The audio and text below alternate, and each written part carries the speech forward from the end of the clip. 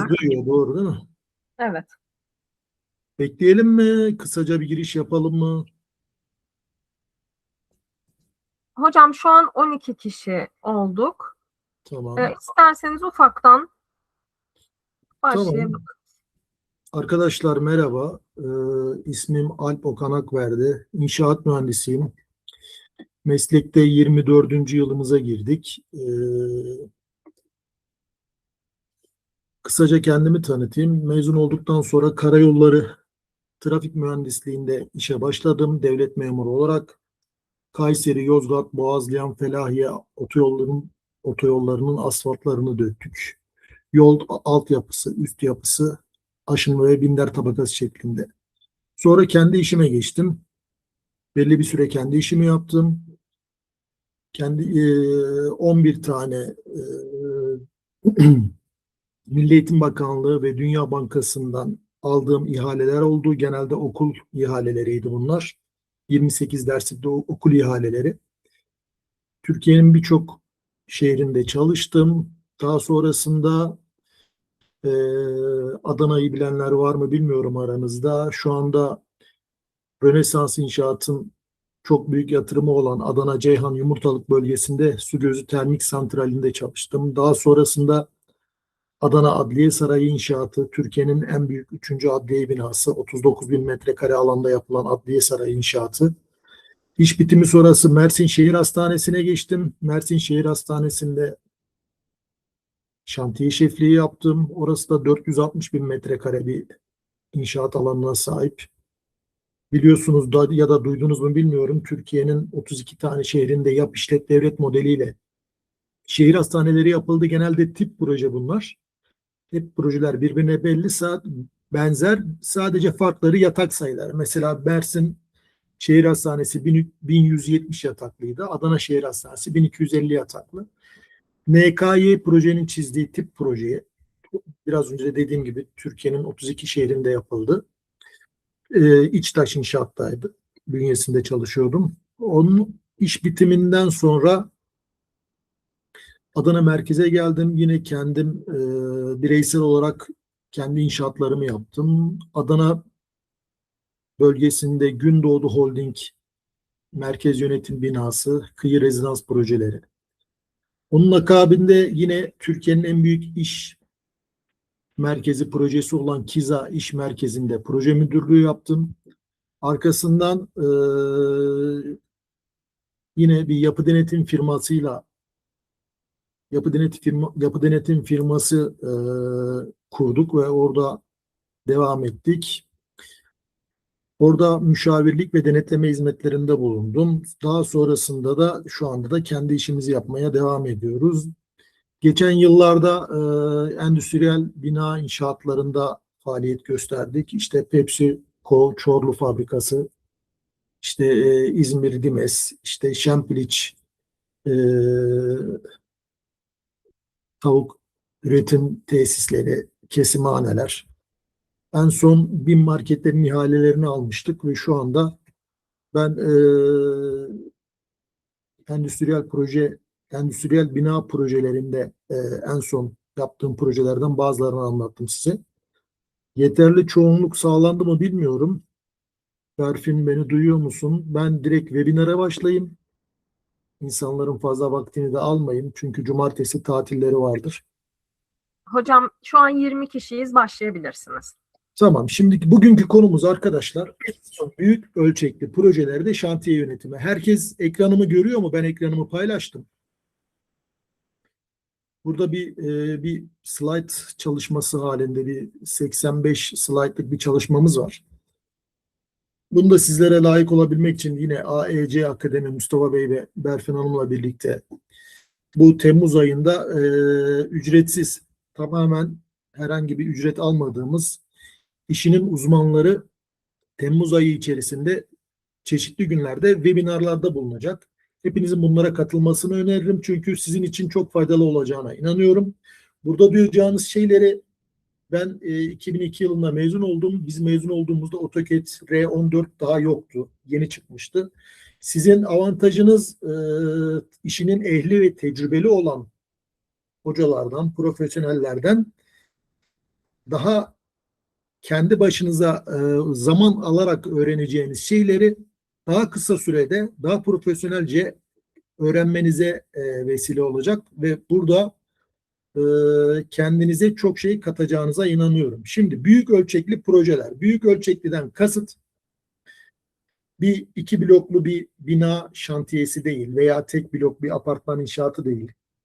Karma inşaat yapıları, işte şehir hastaneleri, daha büyük alışveriş merkezi artı konut, ticari artı konut, otel, endüstriyel yapı projeleri gibi projelerde şantiye yönetimi nasıl yapılır? Şimdi başarılı projelerin arkasında doğru yönetim vardır arkadaşlar. Bir kere planınızı doğru yapacaksınız, takibinizi doğru yapacaksınız. Aldığınız işi zamanında teslim edeceksiniz. Maksimum verimlilikle minimum risk alarak işimizi yapmak ana hedefimiz olacak. Şimdi şöyle diyorum. Bir projeyi başarılı yapan sadece iyi bir mimari tasarım ya da güçlü bir statik proje değil. Zamanında bütçesinde istenilen kalitede tamamlanan doğru şey şantiye yönetimidir. İşi proje takviminde bitirmediğiniz sürece o işin sonunda siz o işin tamamını altında kaplasanız işveren için çok büyük bir artısı olmayacaktır arkadaşlar. Siz de biliyorsunuz şu anda değil, dünya kurulduğundan bu yana geri alamadığımız tek şey zamandır. Zamanı kontrollü ve düzgün yönetemediğiniz zaman, bakın yine tekrar ediyorum, zamanı düzgün ve kontrollü şekilde yönetemediğiniz hiçbir proje gününde bitmediği için hedefine ulaşmış sayılmaz. Bugün sizlerle sadece teoriyi değil, büyük ölçekli projelerde sahada yaşanan gerçek problemleri ve bunların profesyonel çözümlerini konuşacağız. Nasıl yapıyorduk? Planlama, koordinasyon, uygulama, kontrol ve iş güvenliğiyle. Doğru yönetim başarılı sonuçları getirir arkadaşlar. Şimdi birinci bölüm şantiye yönetiminin temeli. Şantiye yönetimi 3 şey üzerine kurulur. Birincisi zaman. Bakın, maddiyatla, parayla her şeyi geri alabilirsiniz. Bir kaza olmuştur, maddiyatla çözebilirsiniz. İstediğiniz şeyi maddiyatla, paranızla alabilirsiniz ama zamanı hiçbir şekilde geriye alamazsınız. Yani 10 dakika geriye hiçbir şekilde gidemeyiz. İsterseniz dünyanın en zengin insanı olun, 10 dakika geriye sizi hiç kimse götüremez. Burada en önemli şey zaman arkadaşlar. İkincisi maliyet, üçüncüsü kalite. Bu üçünden biri kontrol dışına çıktığında proje domino etkisiyle devrilerek zarar görmeye başlar. Şantiyedeki en pahalı hata yanlış yapılan iş değildir. Yanlış yapılan işi insan hayatı, yani ölüm olmadığı sürece düzeltiriz. Ama bunu en pahalı hatamız geç fark edilen hatadır arkadaşlar. Hatayı önceden görmemiz bizim gibi mühendislerin ve mimarların en önemli özelliği olması gerekir.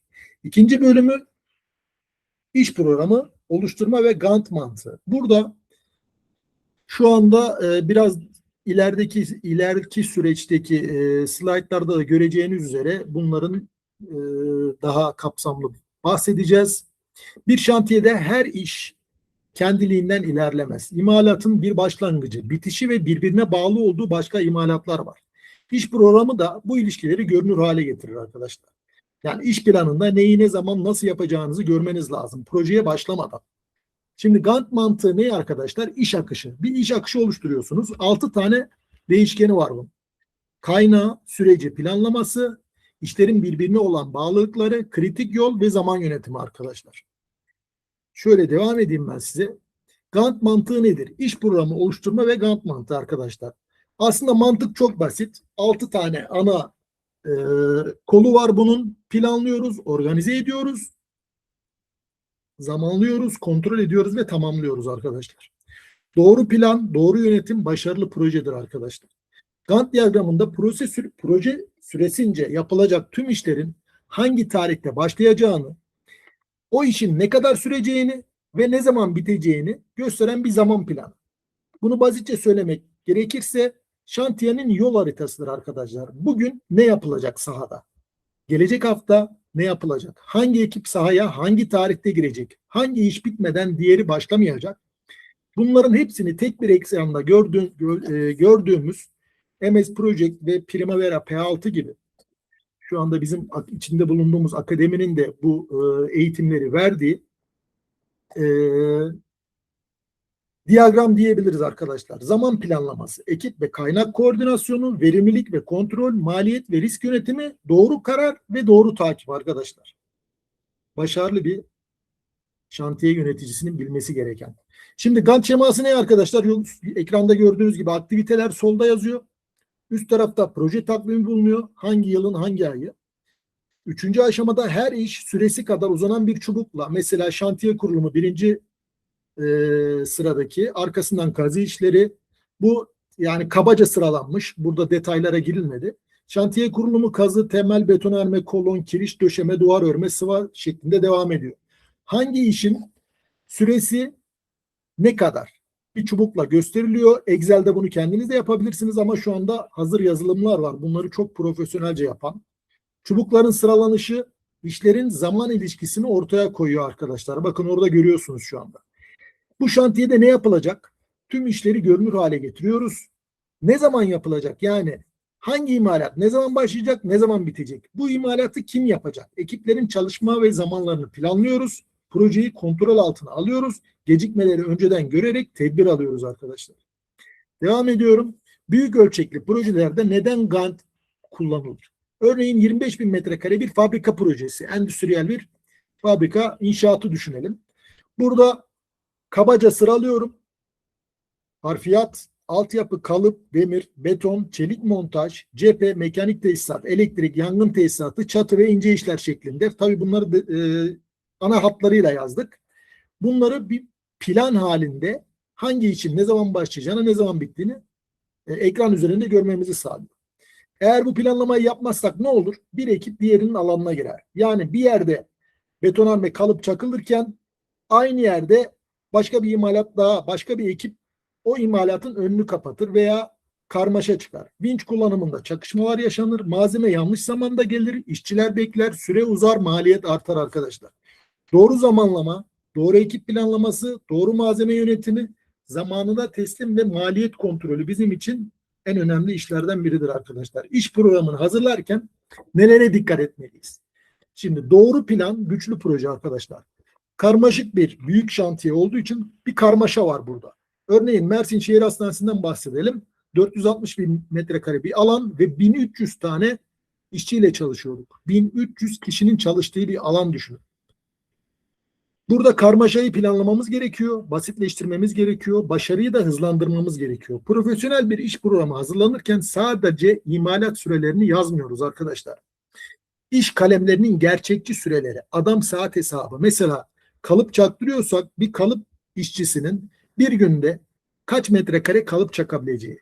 Tabii biraz sonra bahsedeceğiz.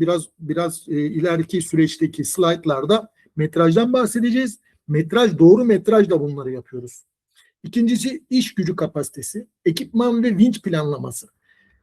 İnşaatı yapacağınız alanın büyüklüğü, vincin yüksekliği, vincin taradığı çap, bunların nereye konulması gerektiği, inşaat alanı içerisinde vinci uygun kuracağımız yerin konumu, kaç tane vinçle çalışılacağı, malzeme tedarik süreleri, betonun kür süreleri, hava koşulları, resmi onay süreçleri arkadaşlar. Mesela bizim en sonki işlerimizden bir tanesini çok geciktiren durumlardan bir tanesi resmi onay süreçleri arkadaşlar. Projeler hazır olmasına rağmen ilgili kamu kurumlarının onay süreçleri geciktiği için bizim proje takvimimizde gecikmeler yaşanmıştı.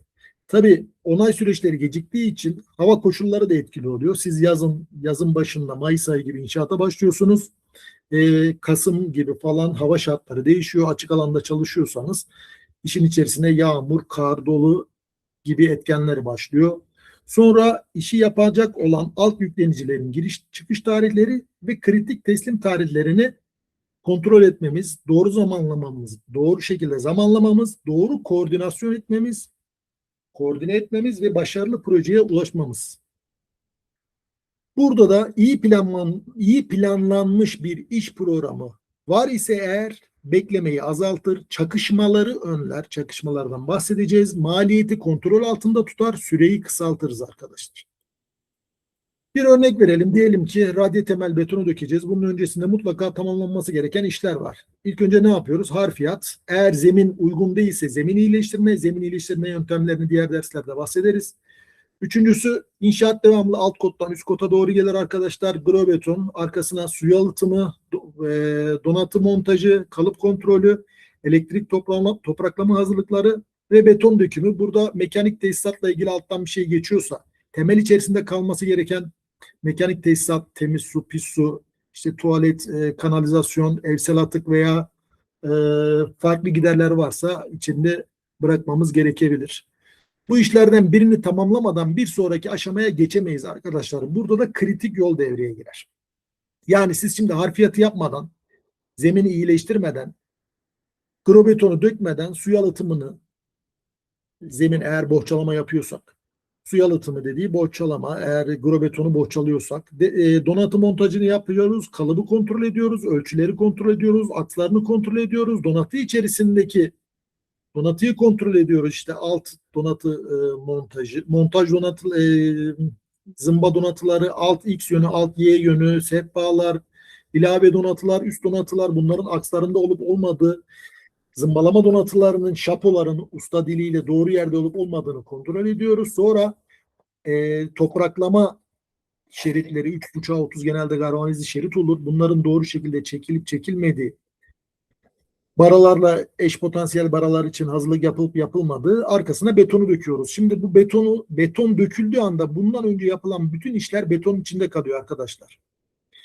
Bunu yapmadan önce de biz ne yapıyorduk? Şehir hastanesi inşaatında o projeyle ilgili o alana temel dökülecek. O projenin temelin alt kotu, temel alt kotu, grobeton üst kotu, temelin üst kotu, kalıbın yüksekliği, aksları, bunların hepsini kontrol eden 8 kişinin imzasından sonra önüme gelen bir beton döküm formuna imza atmadan beton santralden çıkmıyordu arkadaşlar. Bu şekilde biz işimizi harita bölümü, yani ölçme birim şefi, mekanik işler şefi, elektrik işler şefi, hepsinin imzalarını görüyordum. Sonra ben imza atıyordum. Sonra şantiyeden beton çıkıyordu. Uygun betonun uygun mix dizaynı yapılmış şekilde şantiyeye geliyordu. Şimdi burada en sık yapılan hatalardan biri iş programını hazırlıyoruz. Genelde arkadaşlarımız bunu yapar. Bir daha hiç güncellemez. Ama proje canlı bir, yaşayan bir organizma. Şimdi siz o güne temel betonunu planladınız ama o gün yağmur yağdı. Veya santral size gerekli olan beton 300 metreküp ama santral dedi ki ben 270 metreküp üretebilirim. Elimdeki agrega veya çimento bu kadar yapabiliyor. Bu sefer siz hemen orada önlem almanız gerekiyor. Veya projeye bir revizyon gelebiliyor arkadaşlar. Şimdi bizim şehir hastanesinden bahsedeyim yine. Orada NKY'nin 2 tane mimar ve mühendisi devamlı şantiye alanının kenarında, şantiye konteynerlarında otururlar. O an aklımıza gelen bir şey veya projede herhangi bir revizyon oluyor. Mesela orayı örnek veriyorum röntgen odası olarak düşünüldü ama sonradan MR odasına çevrildi. Bu sefer ne yapıyoruz mesela? Eskiden kurşun kaplıyorduk. Şimdi baryum sülfatlı beton döküyoruz. Baritli beton. Orada bir revizyon geldiği anda hemen o revizyonu sahaya iletmeniz gerekiyor. İş gücü değişebilir. O gün 10 tane kalıpçı, 5 tane demirci gelecektir. O gün birinin hastası olur, birinin başka bir sorunu çıkar. İşte cenazesi olur falan. İş gelemez. Kişi sayısı azaldığı için betonun döküm süresi kalıp veya demir ya da herhangi bir topraklama, mekanik tesisat, herhangi bir imalat zamanında bitmediği için siz betonu dökemeyebilirsiniz. Koşullar farklılaşabilir arkadaşlar. Bu nedenle hazırlanıp rafa kaldırılan iş programı projeyi yönetmez. Devamlı güncellenen iş programı projeyi yönetir. Güncel kalması en büyük önemi arkadaşlar. İyi bir Gantt diyagramı sadece işleri sıralamaz, ekiplerin, ekipmanların ve kaynakların doğru zamanda, doğru yerde olmasını sağlar. Büyük ölçekli projelerde başarı planın uygulanabilir olmasına bağlıdır arkadaşlar. Sadece hazırlanmış olmasına değil. Bazen arkadaşlarımız ne yapıyor? İhaleye hazırlanmak için mesela bir devlet ihalesi veya özel bir kurum ihalesine hazırlanırken bir zaman çizelgesi hazırlıyor. Çünkü işveren diyor ki bu işi 6 ayda bitireceksiniz arkadaşlar. İhaleye hazırlanırken ihale mühendisinin hazırladığı şey diyelim, zaman çizelgesi uygulanabilir olamayabiliyor arkadaşlar. Mesela Adana Tufanbeyli ilçesinin biz jandarma karakol binası ihalesine girmiştik. Orada işin süresi Adana merkezdeki gibi olmayabiliyor. Çünkü Tufanbeyli ilçesinde kışın sıcaklıklar eksi 10, eksi 12 dereceye düşebiliyor ve bu da beton dökümünü, işçilerin çalışma kapasitesini, her şeyi değiştirebiliyor. Yani uygulanabilir olması lazım arkadaşlar. Böyle kağıt üzerinde veya ekran üzerinde hazırlanmış olması gerekmiyor arkadaşlar.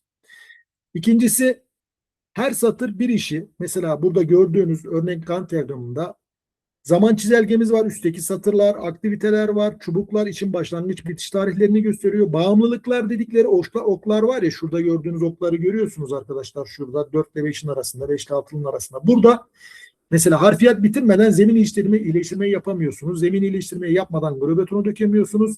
Grobetonu dökmeden su yalıtımını yapamıyorsunuz gibi. Burada kilit dediği milestone, önemli dönüm noktaları. Mesela nerede var? Şurada. Yani beton dökümü. Bakın. Burası kilit noktası. 6. madde ilerleme, çubuk içerisinde dolu kısım için tamamlama oranını gösteriyor arkadaşlar. Şimdi bağımlılıklar nasıl yönetiliyor? Her aktivite kendinden bir önceki işin tamamlanması gerektiği için, birbirine bağlı olduğu için zincirin halkaları gibi düşünün.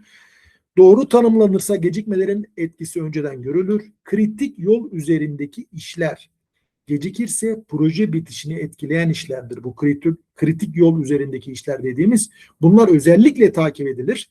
Mesela peyzaj çalışması bir kritik yol değildir ama bir donatı montajı kritik yoldur. Planlı düzenli olarak güncellenir ve ilerleme kontrol edilir. İyi planlanan bir proje zamanında biter. Bu da her iki taraf için, hem işveren için hem yüklenici için kazanç sağlar. 3. bölüm kritik yol analizi, CPM İngilizcesi, baş harfleri şunlar. Projeyi gerçekten geciktiren işler hangileri? Şimdi bakın, burada gördüğünüz kritik yol şurada A'dan J'ye kadar sıralanmış. Kritik yol. Kırmızıyla işaretlenmiş olanlar kritik yol arkadaşlar. Şimdi harfiyat, grobeton, su yalıtımı, radye donatı. Arkasından geçtik şuraya. Kolon donatısını hazırlamak bizim için kritik bir yol değil. Çünkü kolonu hazırlayıp kule vinçle veya mobil vinçle alıp yukarıdan üstüne geçirebiliriz. Bizim temel betonumuzla ilgili kolon donatısının hazırlık olması bizim için kritik bir yol değil arkadaşlar. Burada kritik yollar, dediğim gibi, her çubuk bir aktiviteyi gösterir ve aktivitenin süresi çubuğun uzunluğuyla ifade edilir arkadaşlar. Kritik yol nedir? Projenin başlangıcından bitişine kadar uzanan toplam süresi en uzun olan iş dizisidir. Kritik yoldaki işlerin gecikmesi projenin bitiş tarihini geciktirir. Kritik yol üzerindeki işlerin boşlukları sıfırdır. Kritik olmayan işlerin belirli miktarda gecikme payı ya da float dediğimiz payı vardır. Ben devam edeyim arkadaşlar, sizi sıkmadan. Kritik yol analizinde basit bir örnek olarak düşünürsek, bir endüstriyel tesis inşa ettiğimizi düşünelim. İşler şu şekilde: harfiyat, temel, kolon, çelik konstrüksiyon, çatı, cephe, mekanik, elektrik, test, devreye alma ve geçici kabul. Bu zincirin herhangi bir halkası gecikirse ondan sonraki işler de otomatik olarak ertelenir arkadaşlar. Şantiyede bütün işler önemlidir ancak bütün işler aynı derecede kritik değildir. Çelik konstrüksiyon montajı tamamlanmadan çatıyı kapatamayız. Çatıyı kapatamadığımız için iç mekanda yapacağımız çalışmaları yapamayız. Çünkü herhangi bir yağıştan etkilenebilir, teslim tarihini riske sokabilir arkadaşlar. Devam ediyoruz. Kritik olmayan işler de var bunların içerisinde. Mesela peyzaj düzenlemesi, otopark çizgileri, dekoratif uygulamalar. Burada esnekliğimiz var, serbest zamanımız var. Mesela peyzaj düzenlemesinde işte 15 gün gecikme yapabilir demişiz. Otopark çizgileri 5 gün gecikebilirmiş. Dekoratif uygulamalar 12 gün gecikebilirmiş. Ama kritik yoldakilerin gecikmesine herhangi bir tahammülümüz olamaz. Bunlar olduğu anda zincirin halkası gibi kendinden sonraki imalatı etkilediği için, biz biraz sonraki slaytlarda da göreceksiniz neleri etkiliyor. Bakın beraber inceleyelim. Projeyi zamanında bitiren yolu bulmak bizim görevimiz arkadaşlar. Biz şantiye yöneticisi olarak, şantiye şefi ya da proje müdürü ya da proje koordinatörü, bizim O günü, bugün günlerden ne? 4 Temmuz 2026. Şu anda bir şantiyeyi yönetiyorsak biz 4 Temmuz'u değil 4 Ağustos'u yaşamamız gerekiyor. Sonra 4 Eylül'ü, 4 Ekim'i, 4 Kasım'ı yaşamamız gerekiyor. Bizim sahada çalışan e, personelden, kalıpçıdan, demirciden, duvarcıdan ya da işte şapçıdan, sıvacıdan, boyacıdan, mekanikçiden, elektrikçiden en az bir ay öncesini yaşamamız gerekiyor. Biz bir ay sonrasını yaşamamız gerekiyor ki o tarihte başımıza herhangi bir sorun geldiği zaman bak ben bunu önceden görmüştüm deyip sorun çözmemiz lazım ve onu önceden öngörmemiz gerekiyor. Şimdi arkadaşlar projenin toplam süresini belirleyen ve gecikmeye hiç tahammül etmeyen işler zincirine kritik yol diyoruz. Burada bu analizi yaparken ne yapıyoruz? Mesela bir senaryo şu anda ekranda görüyorsunuz. Bir sanayi tesisi projesinde çelik taşıyıcılar sistemin montajı için tüm hazırlıklar tamamlanmış. Ancak ankral civatalarının, şu gördüğünüz ankral civatalarının aplikasyonunda yani ölçme ekibi, harita ekibi, survey ekibi nasıl adlandırıyorsanız küçük bir ölçü hatası nedeniyle buradaki montajımız duruyor. Şimdi başlangıçta küçük görünüyor değil mi yani bunların yeri 3 milimetre, 5 milimetre veya işte 1 santim kaymış. Ama bu neyi etkiliyor? Bakın ankara civalarının aplikasyonunda küçük bir ölçü hatası montajı durduruyor arkadaşlar. Çelik taşıyıcı kolonların montajını yapamıyoruz. Bunu yapamadığımız için çelik taşıyıcı üzerindeki makasları yapamıyoruz. Çatı montajını yapamıyoruz. Cephe kapamalarını yapamıyoruz. Mekanik ve elektrik işlerini erteliyoruz. Teslim tarihi riske giriyor. Tüm bu gecikmeler proje teslim tarihinin risk altına girmesine neden alıyor. Sonra bu olunca yukarıdaki 6 madde olunca aşağıdakiler de dolaylı olarak etkileniyor. Neler etkileniyor mesela? Vinç sahada beklemek zorunda kalıyor. Şimdi bu vinç bir maliyet. Kule vincin aylık kirası şu anda tahmin ediyorum 250 bin liradan aşağı değildir. Vincin türüne göre değişir aylık kirası. Yani bunu güne bölerseniz ortalama gün 9-8 bin ile 10 bin arasında günlük kule vinç maliyeti var. Kule vinç bekledi. Eksi 8-10 bin arasında yazdı. Bunu kullanan bir operatör var, onun maaşı. Dönüyoruz, montaj ekibi çalışamadı. Montaj ekibinin adam saat hesabı, o kişilerin yevmiyeleri sahaya girdiler ama çalışamadılar. Boşta kaldı, süre ve maliyet arttı. Çatı montajı gecikti. Çatı kapatılamadığı için iç mekan çalışmaları risk altına girdi. Çatı olmadığı için cephe montajını yapamadık. Sonra mekanik ve elektrik ekipleri işlerine başlayamadı. Ne oldu? Proje teslimliği süresi riske girdi arkadaşlar. Kritik yol üzerindeki işlerde hata payı yoktur. Bu survey hatasından dolayı biz ne yapıyorduk? Yine Mersin Şehir Hastanesi'nden bahsedeyim. X bir harita firması bütün ölçümleri yapıyordu proje üzerinden. Ama biz ana firma DİA İçtaş İnşaat'ın personel survey ekibi gidip onların yaptığı noktaları attığı poligonlarından başlayarak bütün noktaları teslim alıyorlardı. Yani sadece bir göz bakmayacak. Yani bu birinci survey ekibi hata yaptıysa o işi teslim eden survey ekibi, harita ekibi bak siz burada hata yapmışsınız. Normalde bu ankraj civatalarının yeri burası değil. Şurada olması gerekiyor diye önceden buna tedbir alması gerekiyordu arkadaşlar. Erken kontrol, erken tespit yapması ve büyük kayıpları önlemesi gerekiyordu. Bir halkada zayıflık olursa bütün zincir etkilenir arkadaşlar. Burada dikkat edilmesi gerekenler neden önemlidir? Kritik faaliyetler günlük olarak takip etmemiz gerekiyor. Yani her ekibin işini günlük sahada takip etmesi gerekiyor. Bu işlerde alternatif ekip ve ekipman planlarını hazır yapmamız gerekiyor. Olası bir aksaklık oldu. Hemen yedek ekip, yedek ekipman ve çözüm planlarını önceden belirlememiz gerekiyor. Malzeme tedariğinde öncelikli olarak kritik faaliyetlere göre yapmamız gerekiyor. Revizyon varsa eğer kritik yolu etkileyecekse zaman analizi yeniden güncellenmesi gerekiyor. İş programını düzenli olarak revize etmemiz gerekiyor arkadaşlar. Başarıyı garantilemek için kaynakları etkin kullanmamız, riskleri öngörmemiz gerekiyor arkadaşlar. Şimdi doğru plan, doğru takip ve zamanında teslim 3 ana maddesi var. Başarılı proje yöneticileri her işi aynı önemde görmez arkadaşlar.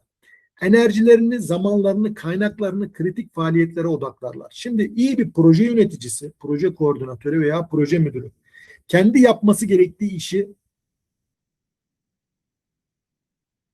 yapması gerekiyor. Yani kendine örnek veriyorum, bir şantiye şefinin yapması gereken işi de proje müdürünün yapmaması lazım. Veya bir saha kısım şefinin yapması gereken işi şantiye şefinin yapmaması gerekiyor arkadaşlar. Bir piramit düzeni düşünün. Yukarıdan aşağı piramit düzeni. Herkes kendinin bir altındaki ekibin yapması gereken işi yaparsa piramidin üst taraflarında yapılması gereken işler yapılmaz. Sonra şantiyede en değerli kaynak zaman olduğu için doğru zamanda doğru kararı veremez. Kritik yol analizinde bu kararların temelini oluşturur. Zamanında teslim, etkin yönetim, maksimum verimlilik, minimum risk almamız lazım. Şimdi 4. bölüme geçiyorum. Malzeme yönetimi. Doğru malzeme, doğru yerde, doğru zamanda olmadığı süreçte, bakın buradaki bölüm bölüm gidiyoruz. 1, 2, 3, 4. bölüme geldik şu anda. Bu bölümlerin her biri birbirine bağlı arkadaşlar. Şimdi siz çok iyi bir proje yöneticisi olabilirsiniz. Çok iyi şantiye şefi olabilirsiniz. Çok iyi plan yapıyor olabilirsiniz. İş programını çok güzel yapmış olabilirsiniz. Çok işinin ehli insanlarla, alt taşeronlarla çalışmış olabilirsiniz veya çalışmayı planlamış olabilirsiniz. Ama bunların hepsini yaptınız. Malzeme yönetimini doğru yapmadığınız zaman bundan önceki yaptığınız bütün güzel işler, doğru işler bir önemi kalmıyor. Şimdi şantiyelerde gecikmelerin önemli bir kısmı işçilikten değil, malzeme planlamasındaki eksikliklerden kaynaklanır. En iyi ekip bile çalışacağı malzeme sahada yoksa üretim yapamaz. Bazı imalatların gecikmesi yalnızca kendi işini etkilerken bazıları tüm projenin teslim tarihini değiştirir. Büyük ölçekli projelerde malzeme yönetimi yalnızca satın alma değildir arkadaşlar. Satın alma birimi satın almayı zaten yapar ama planlama, yani hangi malzeme hangi zamanda hangi lojistik firmasıyla ne zaman gelecek, nerede depolanacak, gelen malzeme gerçekten şartnamede olan malzeme mi, o malzemenin kalite kontrolü ve stok yönetimini birlikte yönetmemiz gerekiyor. Burada ihtiyaçların doğru belirlenmesi ve zaman planlaması. Örnek veriyorum, siz daha temeli atmadınız, BİM duvar siparişi vermişsiniz. Yani o malzemenin şu anda bir ihtiyacı yok. Size ne lazım? Kalıp lazım, probeton lazım, izolasyon malzemesi lazım, temel demir donatısı lazım, topraklama şeridi lazım ve bu işi yapacak beton döküm ekibi lazım. Şimdi biz 3 ay sonra gerek olan malzemeyi şantiyenin başında sahaya getirtmemizin hem mali açıdan, hem stok yönetimi açısından, hem depolama açısından, hem lojistik açıdan hiçbir önemi yok arkadaşlar. Doğru planlama, doğru lojistik, tedarik zinciri ve zamanında sevkiyat yönetimi. Yani o malzeme o gün kullanılacaksa bir gün öncesinden sahada olması lazım. Doğru şekilde depolanması lazım kullanılmadan önce. Malzeme kalitesinin kontrolü ve uygunluk takibinin yapılması gerekiyor ve stok yönetimi. Yani şimdi sizin projenin başından sonuna örnek veriyorum 1000 ton demir donatı lazım. Siz hangi çaptaki demir donatıyı hangi zamanda getireceğinizi demir metrajını yaparak hangi döşemede veya hangi kolonda olduğunu önceden belirlemeniz gerekiyor arkadaşlar. Devam ediyorum. Malzeme yönetimi temel aşamaları ne arkadaşlar? Bakın burada sıralamışız. 1'den 10'a kadar malzemeler görünüyor. İlk önce metrajı doğru yapacaksınız arkadaşlar. Doğru metrajı yapmadığınız takdirde, bunu biraz sonraki slaytlarda göreceğiz. Doğru metrajı yapmazsanız neler olacağını. Metrajı doğru hazırlıyorsunuz. Yani size gelen mimari, statik, betonarme projelerde, mimari projede işin ehli olan bir metraj mimarı, statik projede iyi bir betonarme mühendisi, mekanik projeyi işinin ehli bir makine mühendisi, elektrik projeyi yine işin ehli bir elektrik projesi. Bu metrajı doğru hazırlaması gerekiyor arkadaşlar. Ve bu ikinci kalemde neyi görüyoruz? Bu metraj doğru. Peki gelen malzeme teknik şartnameye uygun mu değil mi? Uygun malzemenin seçilmesi. Çoğu BOQ'larda, yani işverenlerin bize gönderdiği ihale dosyalarında hangi malzemeyi genelde marka belirtmezler. TSE onayı isterler ama bazı özel kurumlar direkt marka olarak ben şu işte bu malzemeyi istiyorum diye oraya belirtir. Bunun satın alma süreci var arkadaşlar. Üretici veya tedarikçinin planlanması var. Yani örnek veriyorum, en son aldığımız işte yaklaşık 13 bin tane epoksi ile filiz ekimi işi vardı. Epoksi kimyasal dübel diyelim. Bunların işte teknik şartnameye uygun olup olmadığı, bunların onay süreci ve satın alma süreci var. Ve üreticinin elinde o kadar malzeme var mı? Son kullanma tarihi yaklaşmış mı? Siz bu siparişi verdiniz, sahaya indirdiniz ama kullanacağınız süreçte son kullanma tarihi geçiyor mu, geçmiyor mu? Bu malzemenin nakliye organizasyonu, sahaya kabulü, kalite kontrolü, uygun şekilde depolanması, uygulama alanına sevk edilmesi ve fire ve stok takibini yapmanız lazım. Bu zincirin herhangi bir halkasında yaşanabilecek aksaklık tüm şantiye programını etkiler arkadaşlar. Bakın, metraj hatası olursa ne olur? Eksik metraj olursa ne olur? Malzeme erken tükenir, iş durur, acil sipariş verilir, nakliye ve maliyetler artar. Fazla metraj çıkarırsanız ne olur? Gereksiz stok oluşur, depolama alanı dolar, nakit akışı olumsuz etkilenir, kullanılmayan malzemeler atıl kalabilir. Yanlış metraj sadece hesap hatası değildir, bütçe, zaman ve kaynak yönetimi hatasıdır arkadaşlar. Satın almayı planlamamız gerekiyor. Her malzeme aynı sürede temin edilemez. Hazır beton saatler içerisinde gelebilir. Mesela siz temel betonu döküyorsunuzdur. Hangi santralden alıyorsunuz? Santralle döktüğünüz, yani inşaat alanının arasındaki mesafe, hangi saatte döktüğünüz bile önemli arkadaşlar. Bakın, sabah iş saatinde, örnek veriyorum, insanlar 8'de 8.30'da işbaşı yapacak. Siz sabahleyin 7.30'da beton dökmeye başlarsanız sabah trafiğine yakalanabilirsiniz. Aynısı akşam iş çıkış trafiği için de geçerli. Ve o betonun oraya gelme süreci betonun slampını etkiler arkadaşlar. Bunlar daha teknik bilgiler ama bunları sonradan başka derslerde de anlatacağım size veya işin uzmanı arkadaşlarımız anlatacak. Donatı çeliği birkaç gün sürebilir. Örnek veriyorum, bir projemizde B500C donatı kullandık. Şimdi B420C daha çok kullanılan ama B500C daha böyle spesifik projelerde kullanılan bir çelik türü. İskenderun'dan, Sivas'tan veya başka çelik üretim firmalarından her zaman bulamıyorsunuz. Bunun tedariği birkaç gün, birkaç hafta, hatta birkaç ay sürebiliyor. Cephe sistemleri haftalar sürebiliyor arkadaşlar. Özel alüminyum doğramalar aylar sürebiliyor. İthal mekanik ekipmanlar arkadaşlar, mesela Pepsi Çorlu fabrikasında mekanik havalandırma tesisatlarının bir kısmı yurt dışından geliyordu. Bunların hazırlanması, orada elle üretilenler var. Yani el yapımı olan malzemeler var. Bunların yurt dışından gelme süreci, işte gümrükte beklemesi, hangi tarihte sahaya indirilebilirliği, bunların hepsini önceden öngörmeniz gerekiyor. Malzeme ihtiyaç duyulduğunda değil, ihtiyaç duyulacağı tarih hesaplanarak sipariş edilir arkadaşlar. Depolama ve koruma, gördüğünüz gibi ekranda malzemeye sahaya geldikten sonra iş bitmez. Malzeme sahaya gelmeden depolamayı planlamanız gerekiyor. Bu depolama eğer yanlış olursa çelikte paslanmaya, örnek veriyorum çimento benzeri malzemelerde nem hasarına, cam benzeri malzemelerde veya seramik malzemelerde kırılmalara ve performans kayıplarına neden olabilir. Örneğin çimento kuru ortamda demir donatı doğrudan zemine, toprağa temas etmemeli, korozyona uğramaması için. Elektrik malzemeleri nemden korunmalı. Cam ve seramik ürünler darbeye karşı güvenli şekilde istiflenmeli. Yani bu doğru depolama ve koruma.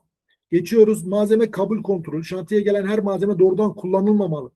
Kontrol edilmesi gereken 300 metrekare seramik siparişi vermişsiniz. Sahaya gerçekten 300 metrekare geldi mi? Veya bu malzeme taşınırken kırılır mı? Veya geldiği anda açtığınızda istiflemeden yolda gelirken veya forklift indirip bindirirken kırdı mı, kırmadı mı? Kontrol etmemiz, miktarını, ölçüsünü, teknik özelliğini, hasar durumunu, sertifikalarını, uygunluk belgelerini, ihsaliye ve sipariş uyumunu kontrol edip kayıt altına almanız gerekiyor. Yani hangi malzeme hangi tarihte ne kadar şantiyeye indi, kim teslim aldı, kim indirdi, nereye kondu? Miktarı kontrol etmeniz gerekiyor, ölçüleri kontrol etmeniz gerekiyor. Örneğin 60'a 60 bir seramik lazım size ama gelen seramikler 50'ye 50. bu sefer büyük sorun var demektir. Özellik yani granit döşeyeceksiniz zemine. Bunun kalınlığı projede işte 1 santim mi 8 milimetre mi? Bunu kullanmadan önce teknik özelliklerini kontrol etmeniz gerekiyor arkadaşlar. Bir de fire yönetimimiz var. Tabii bu fire yönetimi şantiye için çok önemli. Biz şehir hastanesinde demir fire hesabı yapmıştım ben. Bütün arkadaşlarıma da tavsiye ederim. Özellikle demir firesinden şantiyelerde çok etkileniyoruz. Bir boy demirin 12 metre olduğunu arkadaşlarımızın unutmaması gerekiyor. Genelde statik ve betonarme projelerinde demir donatılar yani bir kangal demirmiş gibi sonsuz uzunluktaymış gibi yani istediğiniz yerden kesip kullanılabilecekmiş gibi hesaplanır. Fire hesabı çok yapılmaz. Büyük şantiyelerde fire yönetimi çok önemlidir arkadaşlar. Örnek veriyorum kolonun boyu 4 metre 60 santimdir. Ne olur 9-20 12'den çıkarsanız 2 metre 80 santim o çapta fire kalacaktır. O kalan 2 metre 80 santimi başka bir yerde kullanabiliyor musunuz? Kullanmıyor musunuz? Kullanamıyorsanız özel sipariş 9 metre 20 santim haddaneden özel sipariş verirsiniz. 2'ye bölersiniz. O uçta kalan 2 metre 80 santimlerin tamamı şirketinize kar olarak kalır ve bu da sizin başarılı bir mühendis olduğunuzu öne çıkarır. Fireye neden olan başlı etkenler ne? Yanlış kesimler. Mesela demirle ilgili konuşalım yine. Bir boy demir 12 metre. 12 metreden firesiz almanız için ne almanız lazım? Bölünebilme kuralları ilkokulda gördüğünüz 1 metre, 1,5 metre, 2 metre, 3 metre, 4, 6 ve 6 metrelerden firesiz demir alırsınız. Hatalı uygulamalardan fire çıkar arkadaşlar. Taşıma sırasında oluşan hasarlardan fire çıkar. Yanlış depolamadan fire çıkar. Gerektiğinden fazla siparişten ve plansız kullanımdan. Fire olanlarını yakın takip etmeniz gerekiyor arkadaşlar. Bakın burada 2 tane resimde görüyorsunuz. Kontrolsüz firede sahanın halini görüyorsunuz. Kontrollü firede sahanın halini görüyorsunuz arkadaşlar. Burada her ekip kendi kullanacağı malzemenin fire hesabını önceden yaparsa şantiyeyi aynı işi aynı kalitede daha az malzemeyle yapabilirsiniz. Daha az malzemeyle derken bir seramik olarak söylemiyorum mesela. Bir elektrik kablosu olarak söylüyorum. Mesela 3-4-5 üçgeni gibi düşünün. 3 metre sağa 4 metre aşağı indireceğinize mesela 7 metre kablo kullanacağınıza hipotenüs gibi çekerseniz 5 metre kabloyla işi bitirebilirsiniz. Bu sadece örneklerden bir tanesi. Aynı şey borular için de geçerli, profiller için de geçerli, alçıpan için de geçerli. Şimdi arkadaşlar devam ediyoruz. Lojistik planlama. Büyük projelerde lojistik en az mühendislik kadar önemlidir. Malzeme hangi gün gelecek? Hangi kapıdan içeriye girecek? O kapıdan girişinde bir engel var mı? Mesela bir tırın uzunluğu, dorsenin uzunluğu 13 metre 60 santim. Sizin kapı genişliğiniz eğer 3 metre ise o tır oradan geçmez arkadaşlar. Doğru malzemenin doğru yere, doğru zamanda, doğru günde gelmesi gerekiyor. O malzeme oradan girdiği zaman o malzemeyi boşaltma için boşaltma alanımız hazır mı? O malzemeyi vinç kullanarak mı boşaltacağız? Yoksa eğer demir indireceksek demir getiren tırın dorsesi 45 derece sağa veya sola yatabiliyor mu? Aynı gün başka bir sevkiyat var mı? Plansız gelen sevkiyatlar ne olur arkadaşlar? Gereksiz trafik oluşturur, vinç programını bozar, iş güvenliği riski oluşturur. Doğru zamanlama zaman kazandırır, doğru yerleşim alan kazandırır, doğru koordinasyon riski azaltır, doğru yönetim maliyeti azaltır, verimli lojistik başarı getirir arkadaşlar. Bakın şurada bir şantiyenin örnek görünüşünü görüyorsunuz. Giriş kapısı 1, boşaltma alanı 2, malzeme depolama alanı 4, vinç alanı 3, çıkış kapısı 5. Yani giriş kapısı başka yerde, çıkış kapısı başka yerde. Çünkü burada doğru lojistiği planlamamız gerekiyor. Geçiyorum. Gerçek hayattan bir örnek verdik burada. Şimdi ne diyor? Bir endüstriyel tesiste çelik konstrüksiyon montajı için ekip ve vinç planlaması yapılmıştı. Ancak çelik elemanların bir kısmı zamanında sahaya ulaşmadı. Ne oluyor ulaşmayınca? Bir, vinç bekledi. Montaj ekibi çalışamadı. Günlük ekipman kiralama maliyeti. Mesela şu gördüğünüz mobil vinçleri devamlı sahada tutmayız. Bunları günlük veya aylık kiralarız. İşini doğru zamanda yapamadığı için ekipman örnek veriyorum bir hafta kiralayacağınıza 10 gün kiralamak zorunda kaldınız. Maliyetiniz arttı. Ne oldu? İş programınız revize edildi. İşiniz gecikti. Ardından çatı ve cephe imalatları da gecikecek. Çünkü siz doğru konstrüksiyon parçasını doğru zamanda getiremediniz. Malzeme ihtiyaçları doğru belirlenmeli arkadaşlar. Sevkiyatlar iş programına uygun yapılmalı. Tedarikçi ve şantiye arasında sürekli iletişimde olmalısınız arkadaşlar. Lojistik planı, proje planının ayrılmaz bir parçasıdır. Projenizi düzgün bir şekilde zamanında bitirmek istiyorsanız lojistik planlamanızı düzgün yapmanız gerekiyor arkadaşlar. Malzeme yönetimi sadece satın alma değildir. Doğru planlaman, malzeme yönetimi zamanı korur, maliyetleri düşürür ve işin kesintisiz ilerlemesini sağlar. Büyük ölçekli projelerde başarılı şantiye yönetiminin temel taşlarından biri güçlü malzeme organizasyonudur. Ne yapıyoruz? Planlıyoruz. İhtiyaçlarımızı doğru belirliyoruz. Tedarik ediyoruz. Doğru malzemeyi doğru kaynaktan alıyoruz. Bakın arkadaşlar, maliyeti düşürmemiz için ilk üretenden almamız gerekiyor. Yani doğru malzemeyi doğru kaynaktan temin ediyoruz. Doğru zamanda sahaya ulaştırıyoruz. Doğru koşullarda koruyoruz ve depoluyoruz. Kontrol ediyoruz. Kalite, miktar ve uygunluğunu sürekli kontrol ediyoruz. Sonra uyguluyoruz. Uyguladıktan sonra tekrar kontrol ediyoruz. Şantiyede malzemenin değeri fiyatıyla değil, doğru zamanda, doğru noktada hazır olmasıyla ölçülür. Malzeme yönetimini düzgün yaparsanız ne olur? Zaman korunur, gecikmeler ve durmalar önlenir, maliyetler düşer, verimlilik artar ve iş güvenliği sağlanır arkadaşlar. Alt yüklenici yönetimi ve koordinasyon, işi doğru yapacak alt yüklenicilerle çalışmamız gerekiyor arkadaşlar.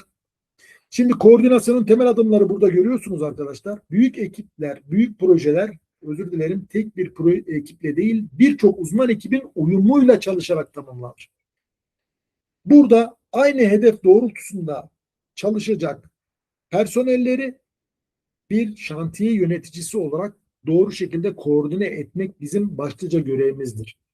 Koordine ederken ne yapıyoruz? İş kapsamını netleştiriyoruz. Doğru ekibe doğru görev veriyoruz. Yani hani işi ehline ver, 5 kuruş fazla ver diye bir atasözümüz var ya, gerçekten doğru. Gerçekçi program ve sıralamaya göre sorumluluklarını belirliyoruz. İletişimi sürekli yapıyoruz arkadaşlar. Yani ben işte şu ekibi aradım, yarın gelecek değil. 3 kere, 4 kere, 5 kere arayacaksınız gerekiyorsa, netleştireceksiniz. Eğer gelemiyorsa hemen B planı. B planda olmadı, C planına geçmeniz lazım ve sizin bir üstünüzdeki yöneticinizi uyarmanız gerekiyor. Eğer o iş size ait ise. Etkin alt yüklenici yönetimi için ne yapıyoruz? Seçim süreçlerini titizlikle yürütüyoruz. Daha önce bu adam bu işi yapmış mı? Referansları nedir? Gerçekten bu işte başarılı mı? Eğer kalıpçı ise kaç metrekare kalıbı var? Kullanılacak doğru iskele yöntemi, işte teleskopik dikme, masa iskele, kaplok iskele, hangisini kullanacak? Döşeme tipine göre değişir bunlar. Performans düzenli olarak izlenmeli, sorunlar erken tespit edilmeli ve hızlı çözülmeli. Şeffaf olunmalı ve adil yaklaşım her zaman korunmalı arkadaşlar. Koordinasyon eksikliği neye yol açar? Gecikmeler olur, çakışan işler olur. Ondan da bahsedeceğiz. Maliyet artışları olur, kalite ve iş güvenliği riski artar, iş programımız bozulur. Birlikte çalışırsak başarırız. Yani başarılı bir şantiye yönetimi, güçlü koordinasyon ve güvenilir ekip çalışmasıyla mümkündür. Alt yükleniciyi biliyorsunuzdur, duymuşsunuzdur. Duymayanlar için söyleyelim. Ana yüklenici işi alan firma, alt yüklenici işi yapan firma. Ana yüklenici adına belli bir uzmanlık alanındaki işleri üstlenen firmalara alt yüklenici denir.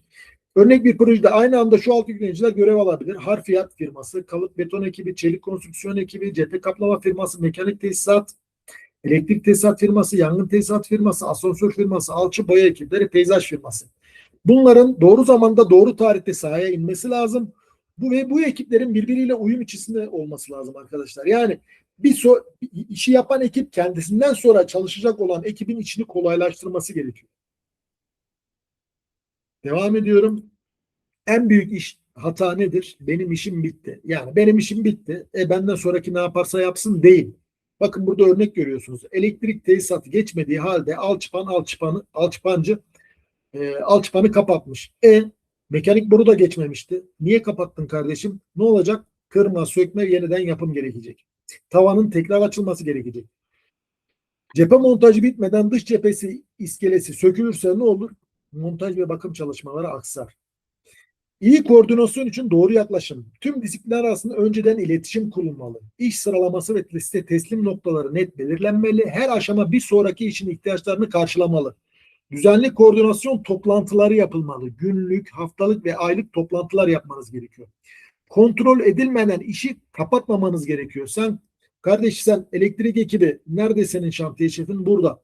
Sen bu kabloyu buradan geçirdin mi? Geçirdin. Doğru mu? Doğru. Metrajı doğru mu? Geçtiği yer doğru mu? Başka bir imalata engeli var mı? Yok mu? Bu işi gerçekten yaptım mı? Yapmadım mı? Bunları sizin sahadaki o işten sorumlu gerek mühendis, gerek mimar, gerek tekniker, gerek teknisyen, gerek formen kim teslim alacaksa kayıt altına alarak teslim formlarına düzenletmeniz gerekiyor arkadaşlar. Eğer bunu yapmazsak ne olur? Zaman kaybederiz, maliyetimiz artar, iş güvenliği riski oluşur, verimlilik düşer, iş programında gecikme olur.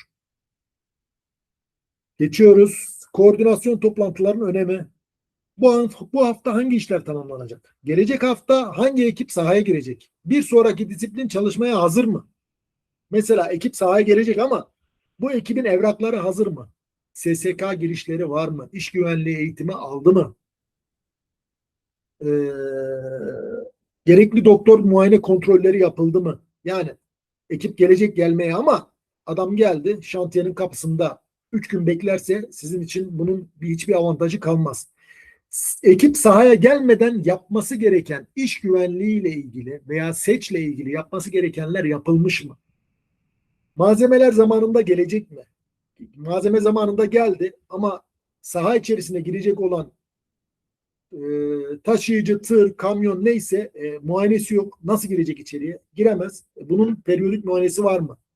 Veya o aracı kullanan operatörün gerçekten evrakları tam mı değil mi?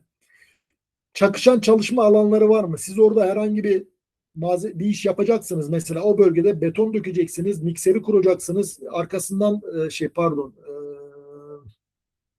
beton pompasını kuracaksınız. Arkasından mikserler gelip beton dökecek. Ama pompanın kurulacağı alandan başka bir araç geçecek mi? Bir harfiyat kamyonu geçecek mi? Ya da oradan başka bir malzeme geldiğinde o güzergahı kullanacak mı, kullanmayacak mı? Yani çakışan çalışma alanları var mı bu anlamda? Ve burada bu işlemi yaparken iş güvenliği açısından risk oluşturacak durumlar mevcut mu? Burada ne yapıyoruz? Düzenli toplantı yapıyoruz, güçlü koordinasyon kuruyoruz. Arkadaşlar en önemli şey doğru bilgi doğru kişiyle paylaşılır. Yani siz şimdi şantiyede, sahada bir iş yapacaksınız. Siz bunu oradaki çalışan ekibin başına, formene, saha mühendisine, saha kısım şefine, şantiye şefine hepsine tek tek söylemenize gerek yok arkadaşlar. Siz doğru kişiye söylemeniz gerekiyor. Sorunlar sahaya yansımadan toplantıda yani e, ofiste çözüyorsunuz. Zaman kayıplarını ve maliyetleri bu şekilde maliyet artışlarını önlüyorsunuz. İş güvenliği ve kaliteyi en üst seviyesinde tutuyorsunuz. Toplantı düzeni önerisi burada vermişiz arkadaşlar. Haftalık mesela cuma günleri saat 3'te. Tüm disiplin temsilcileri kim? Satın alma şefi, mekanik işler şefi, elektrik işleri şefi, harita ve ölçüm işleri şefi, teknik ofis şefi, dizayn ofis şefi, örnek veriyorum IT şefi, şantiye müdürü, proje koordinatörü, eğer gerekiyorsa e, alt yüklenicilerin temsilcileri, şantiye şefleri, işte teknik ofis mühendislerinin tüm disiplin temsilcilerinin eksiksiz olarak toplantıya katılması gerekiyor. Gündemin önceden bir şekilde mail ortamında, dijital ortamlarda, dijital platformlarda paylaşmanız gerekiyor. Alınan kararları kayıt altına almanız gerekiyor. Sonra takip ve kontrolünü yapmanız gerekiyor arkadaşlar. İyi planlanmış bir toplantı sahada binlerce sorunu önlemenin en etkili yoludur arkadaşlar. Disiplinler arası çatışmalar biraz önce bahsettiğim koordinasyon eksikliğinin en büyük sonuçlarından biri. Şimdi mekanik ekibi burada bir mekanik havalandırma, kare kesitli ve mekanik havalandırma tesisatı geçirmiş. Ama orada ne var? Yukarıdan kiriş geçiyor. Ne yapacağız? Bunu betonarme ekibiyle bunu gördü. Kirişin oradan geçtiğini makine mühendisi veya mekanik işler şefi bilemeyebilir. Bunu projeler önümüze geldiğinde biraz sonra dijital projelendirmeden bahsedeceğiz. Öngörüp bunun çakışacağını bilmemiz gerekiyor ve gerekli önlemi almamız gerekiyor. İşte sprinkler hattıyla kablo tavasının çakışması, bakın şurada gördüğünüz. Veya elektrik panosu mekanik ekipmanın bakım alanını kapatması. Bu çakışmaları koordinasyonlu bir şekilde çözmemiz gerekiyor. Projelerin birlikte değerlendirmesi. Mimari, mekanik, elektrik ve yangın projesi birlikte değerlendirme. Yani süperpoze, yani çakışma kontrolü yapmamız lazım. Koordinasyon eksikliği olursa zaman kaybolur, maliyet artar. Tekrar bir daha işçilik harcarsınız, iş programı uzar, iş güvenliği riskleri artar. Güçlü koordinasyonlu bir şekilde hareket ederseniz zaman tasarrufu, maliyet avantajı, kusursuz uygulama, iş güvenliğinin artması, proje başarısı ve memnuniyet artar arkadaşlar. İletişim yönetimi bu, evet, şantiyelerde çok karşılaştığımız bir şey. Şantiyede doğru bilgi, doğru kişiye doğru zamanda ulaşmadığı zaman o şantiyede işler devamlı aksamaya her an hazırdır. Yani her an aksayabilir. Doğru bilgiyi doğru kişiye doğru zamanda ulaştırmanız gerekiyor arkadaşlar. Yani bilmesi gerektiği kuralını o kişiye bilmesi gerektiği kadar aktarmanız gerekiyor. İyi bir şekilde iletişim kurmanız doğru kararlar da başarılı projeleri getirir arkadaşlar. Güçlü iletişim hataları azaltır, işleri hızlandırır. Bizim proje koordinatörümüz bana bir şey söyleyeceği zaman WhatsApp'tan yazardı, mail atardı, sonradan bir A4 kağıdına yazar getirir masamın üstüne koyardı. Yani ben bunu duymadım, haberim yok, bilmiyorum diyemezsin. Çünkü sana duyurmak için bütün her şeyi yapmış. Ne oluyor? İyi bir yönetici bahaneye bulmaz. Bütün bahaneleri ortadan kaldırır.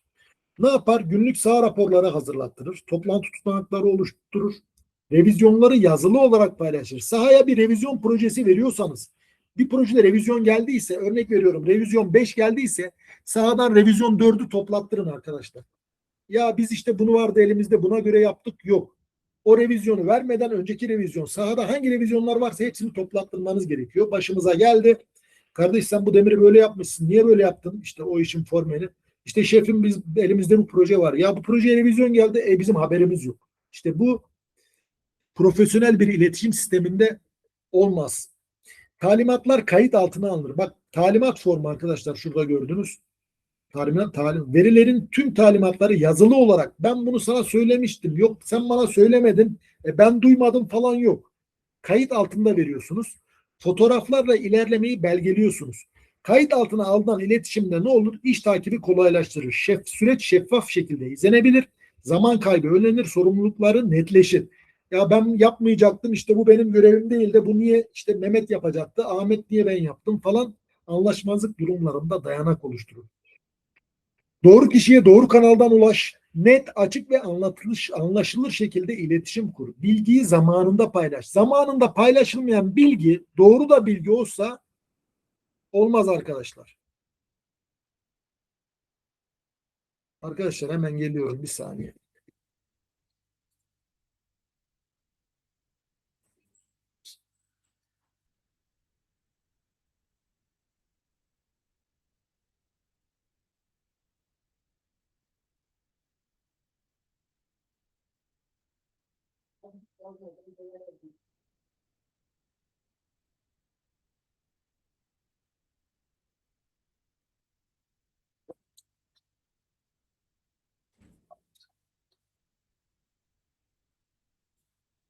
Arkadaşlar merhaba, kusura bakmayın ya. Evet, iletişim yöntemini anlatmıştım arkadaşlar.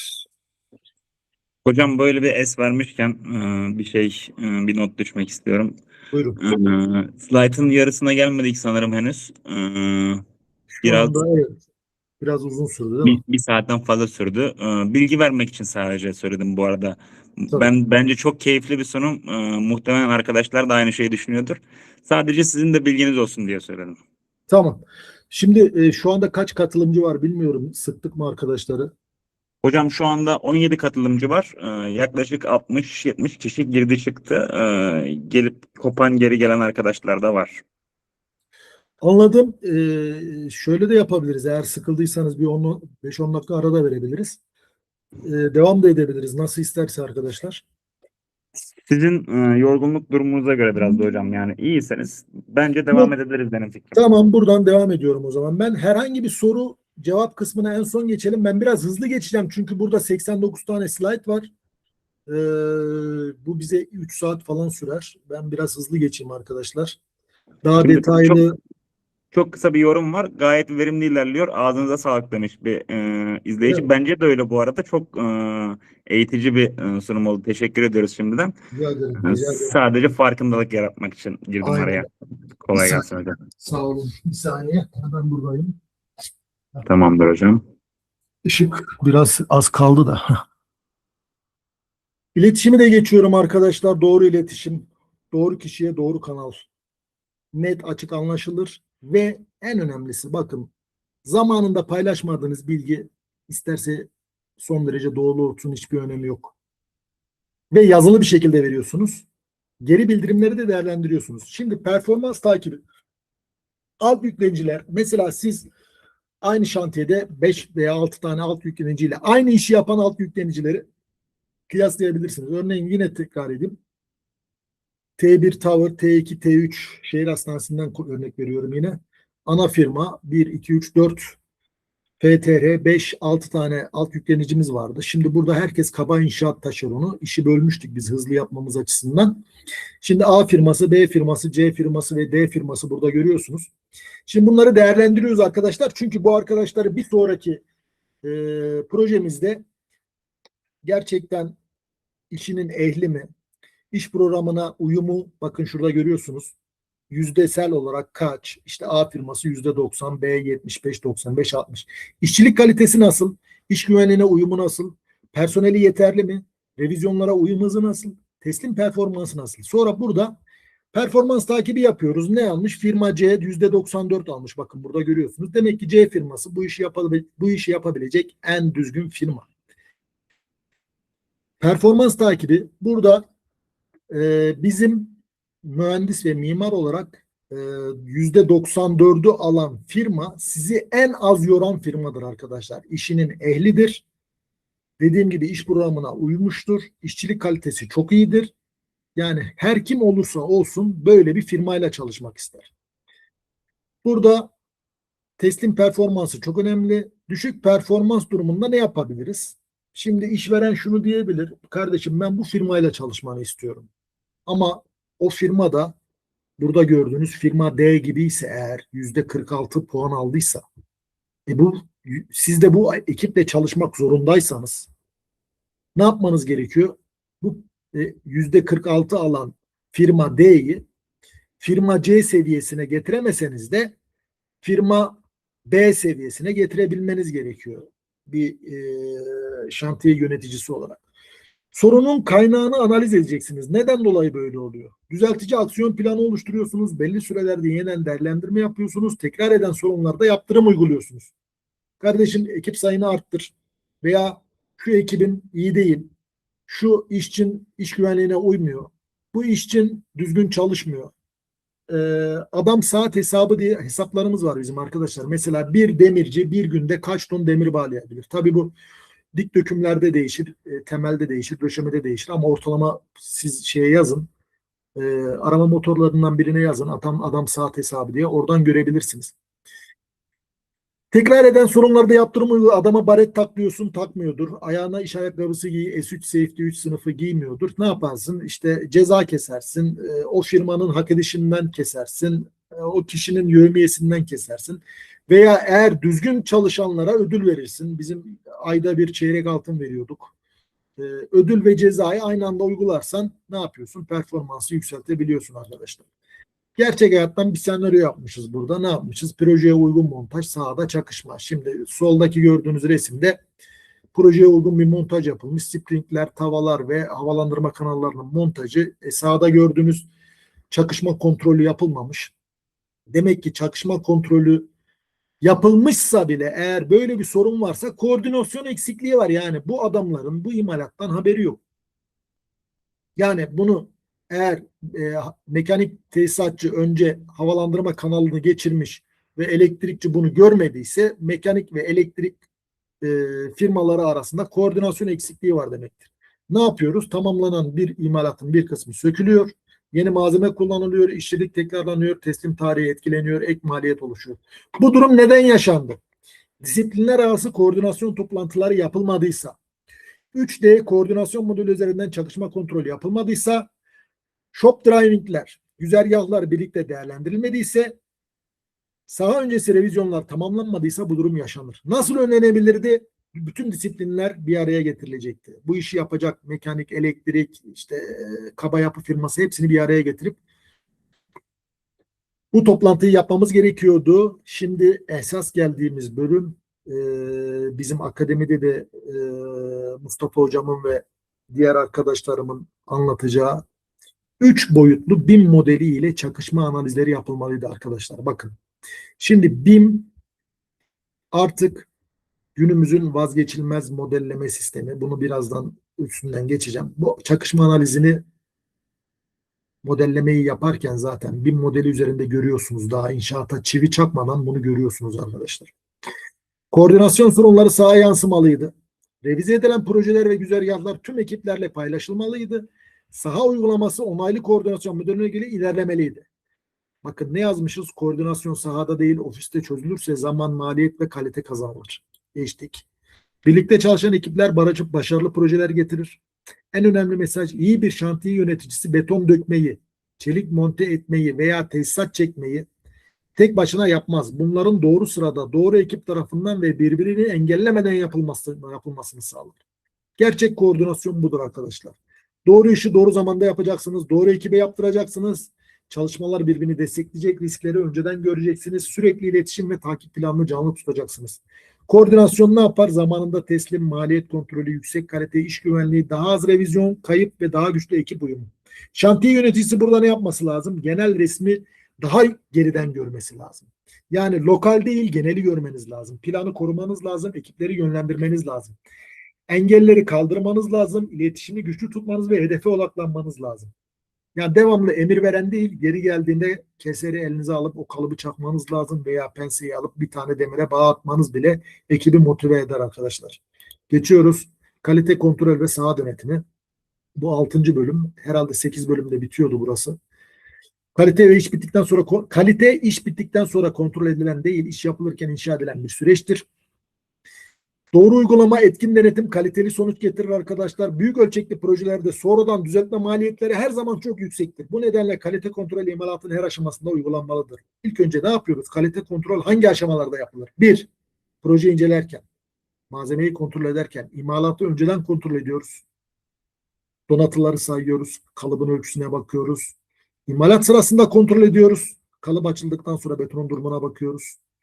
Kürlemesi düzgün yapılmış mı, segregasyon var mı yok mu veya paspayı eğer imalat öncesi paspayları yerinde mi değil mi, ölçüsünde mi? İmalat sonrası kontrol ediyoruz. Kolon gönyesinde mi değil mi, segregasyonu var mı yok mu, kolon yüksek mi döküldü, düşük mü döküldü? Teslimat öncesi zaten kontrolü yapmış olmamız gerekiyor. Kalite kontrolün prensibi ne? Doğru malzeme, doğru şartname, doğru uygulama, doğru yöntem, doğru denetim, doğru zaman, doğru kayıt, tam ve eksiksiz olması lazım. Doğru kayıt. Doğru iletişim, tüm disiplinlerle doğru iletişimde olmanız lazım. Saha yönetiminde bunları kontrol ediyoruz arkadaşlar. Malzeme uygunluğu, sertifikaları, uygulama kalitesine ötürülürse bunları kalite kontrol, büyük şantiyelerde kalite kontrol birimi olur. Kalite kontrol şefi olur. Genelde QA, QC olarak söylenir. Bunların İngilizcesi işte quality control gibi. Ve kalite kontrol mühendisleri olur. Büyük şantiyelerde bu birimi yani bu işi 6. bölümü sadece kontrol eden mühendis ekibi olur arkadaşlar. Bu da ne olur? Zamandan kazanırız, maliyetten kazanırız, güvenli ve kaliteli yapı yaparız, müşterimiz memnun olur ve projede başarı gösterilir. Kalite kontrol ne zaman başlar? İlk başta başlar. Projeyi incelerken doğru malzemeyi doğru yerde kullanmamız lazım. Uygulama öncesi hazırlığı doğru yapmamız lazım. Örnek veriyorum, kolon betonu dökmeden kolon döşeme birleşimini veya kolon döşeme dibinin temizliğini, bağ tellerini, tozunu, pisliğini temizlememiz gerekirse aderans arttırıcı döktürmemiz gerekiyor. İmalat sırasında denetim yapmamız gerekiyor. Adam perdenin donatılarını bağlamış, çirozları yerinde mi, sayısında mı, ölçüsü doğru mu? İmalat sonrası kontrol etmemiz gerekiyor. İşte İmalatı yaptı bitirdi ama betonu dökmedi. Kalıp döşemeye dayandı mı? Altta boşluğu var mı yok mu? Beton döküldü esnada oradan beton dışarıya sızma yapacak mı? Segregasyon oluşturacak mı? Ve bu hangi kolonun veya hangi beton döşemenin ya da hangi perdenin betonunu hangi mikser, hangi saatte hangi döküm planına göre yaptı? Bunların hepsini kayıt altına almamız gerekiyor. Bunlarla ilgili bir sürü şey var, örnekler var. Şu anda fazla vaktimiz yok. Zamanınızı almak istemiyorum. Güncel proje sahada mı değil mi? Yani o sahadaki proje güncel mi değil mi? Biz neye göre kontrol edeceğiz? Yani revizyon 4'e göre mi, revizyon 5'e göre mi bakacağız? Son revizyonlar tüm ekiplere iletildi mi? Kullanılacak malzeme onaylandı mı? Ölçüler ve akslar doğru mu? Yani şimdi adam kolon beton dökecek. Şimdi aksı vermişsiniz siz 60 offsetli. 60 santim offsetli aks verilmiş. Metreyi elinize aldınız. Kolon kalıbını ölçüyorsunuz. Neyi ölçüyorsunuz arkadaşlar? Kolon plywood ölçüyorsanız plywood kalınlığını düşmeniz gerekiyor. Yani eğer plywood 18 milimse sizin 60 offset'te ne ölçmeniz gerekiyor? 58.2 ölçmeniz gerekiyor. Yani akslar ölçüler doğru mu? İş güvenliği tedbirleri alındı mı? Ben büyük şantiyelerde şunu da gördüm. Survey ekibi eğer çiviyi çakıyor üstüne sprey boyayla sıkıyor. Yanlış olduğunu görüyor. Biz kontrol etmeye gittiğimizde çiviyi çekip başka yere çakanları da gördük. Aksı yanlış kontrol attıranı da gördük. Yani bunların hepsini yaşayarak inşallah bunları yaşamazsınız ama başınıza gelecektir. Geçiyoruz. Bir saniye. Evet. İmalat sırasında neyi kontrol ediyoruz? Aks ve kotu kontrolü, donatı çap aralığını, pas payını, bindirme boylarını, kalıp ölçülerini, kalıp rigidliğini. Elazığ Şehir Hastanesi'nde kule vinç temeli dökerken mesela tek taraflı kalıp çaktık. Bu 6. maddeden bahsediyorum. 4 metre yüksekliğinde betonu brüt halde tek parçına döktüğünüz zaman kalıp bir taraftan aşağı yukarı kalkar iner. Yani bunu daha kalıp rigidliğini tek taraflı kalıpta çift taraflı kalıpta nasıl olması gerektiğini bilmeniz gerekiyor arkadaşlar. Sonra ne oldu? Yaklaşık 50 metreküp beton alttan sızdı gitti. Bir de onu temizlemeyle uğraştık. Ankraj ve gömülü elemanların doğru o yerde olup olmadığı, ankraj plakalarının boyutlarının doğru olup olmadığı, et kalınlığının doğru olup olmadığını, yerinin doğru olup olmadığını kontrol etmeniz gerekiyor. Beton sınıfının, sahaya gelen betonun sınıfının, slump değerinin doğru olması, C35 beton dökeceğiniz yerde C30 sınıfı beton geldiyse bunu gözle bile bir şekilde görebilmeniz gerekiyor. Bunun viskozitesinden, akışkanlığından, agrega çaplarından bunu tahmin edebilmeniz gerekiyor. Ya da tahmin edemiyorsanız da beton döktürmeden slump deneyi yaptırmanız gerekiyor. Beton dökülürken vibrasyonu doğru uygulatmanız gerekiyor. O da döküldü. Sonra düzgün kürlemeniz gerekiyor hava sıcaklığına göre. Betonun birden kürlenmesini istemeyiz. Yavaş yavaş nemini kaybetmeden kürlenmesi gerekiyor arkadaşlar. Malzemenin kalite kontrolü daha işte dökülmeden işte çelik çubuk mesela sahaya geldi çelik çubuklar varsa yapı denetimler şöyle yaptırır genelde. Hangi çapta donatı geldiyse o çaptan birer metre üçer tane çelik çubuk çekme testine yollar. İşte B420C çelikle B500C çeliğin çekme dayanımı, akma dayanımı farklıdır. Bunların laboratuvar sonuçlarından istemeniz gerekiyor. Sonra TSE belgeleri, CE belgeleri, yasal uygunluk belgeleri mevcut ve geçerli mi? Teknik köylere uygun mu değil mi? Boyut ve ölçüleri örnek veriyorum siz 16'lık demiri 14'lük demirle 16'lık demiri fark edebilecek gözünüz var mı? Ben çok göremiyorum. Onun için kumpasla kontrol ediyoruz. Hasar kontrolü var mı yok mu taşırken veya depolarken? Siparişe uygun mu değil mi? Gelen sipariş örnek veriyorum bir şantiyede işte 45 ton demir donatı geldi. Bunların hepsinin B500C olması lazım ama araya bir bağ B420C karışmış. Bu doğru mu değil mi? Bunu gördük mesela. Bunu daha kullanılmadan görmeniz gerekiyor. Test ve deneyler kalitenin güvencesidir arkadaşlar. Yapılan başlı testleri burada listeledik size. Betonun slump deneyi kıvamını, işlenebilirliğini kontrol eder. Beton numunesi genelde 7 günlük ve 28 günlük beton numune dökülen metreküpe göre numune sayısı alınır. Basınç dayanımı testi, kırım testleri yapılır. Silindirik numara 28 santim yüksekliğinde 10 santim çapında bir silindirik kaptan numune alırsınız. Eğer beton sınıfı C30 sa işte ilk 7 günde ulaşması gereken değer minimum C37 yani megapascal cinsinden. Tabii ki bu 28 günde 40'ları 42'leri görmesi gerekiyor. Ben bazı döktürdüğüm betonlarda C35 döktürüp yani 50-52 megapascal sonuçları alındığını gördüm. Ama bunun tam tersini de gördük tabii ki. Yani karota düşen betonlar da oldu. Uygun betonlar olmadı ve karot numunesiyle tekrardan kontrol ettirdik. Yine bir örnek vereyim. Şehir Hastanesi'nde 18 tane kolonu kırdığımızı biliyoruz arkadaşlar. Beton dayanımından geçmediği için. Kaynak kontrollerin düzgün olup olmadığı, civata ve tork kontrolleri, taribetsiz muayenelerimiz var arkadaşlar. Örneğin manyetik görüntüleme cihazıyla mesela bir yapıyı kontrol ediyorsanız donatı aralıklarını, çaplarını görebiliyorsunuz. Bunları niye kontrolü, neden önemli bunlar? Mevzuata uygun mu değil mi? Yapı güvenliğini garanti altına alır. Gelecekte oluşabilecek riskleri önler, kaliteli ve uzun ömürlü yapılar oluşturur arkadaşlar.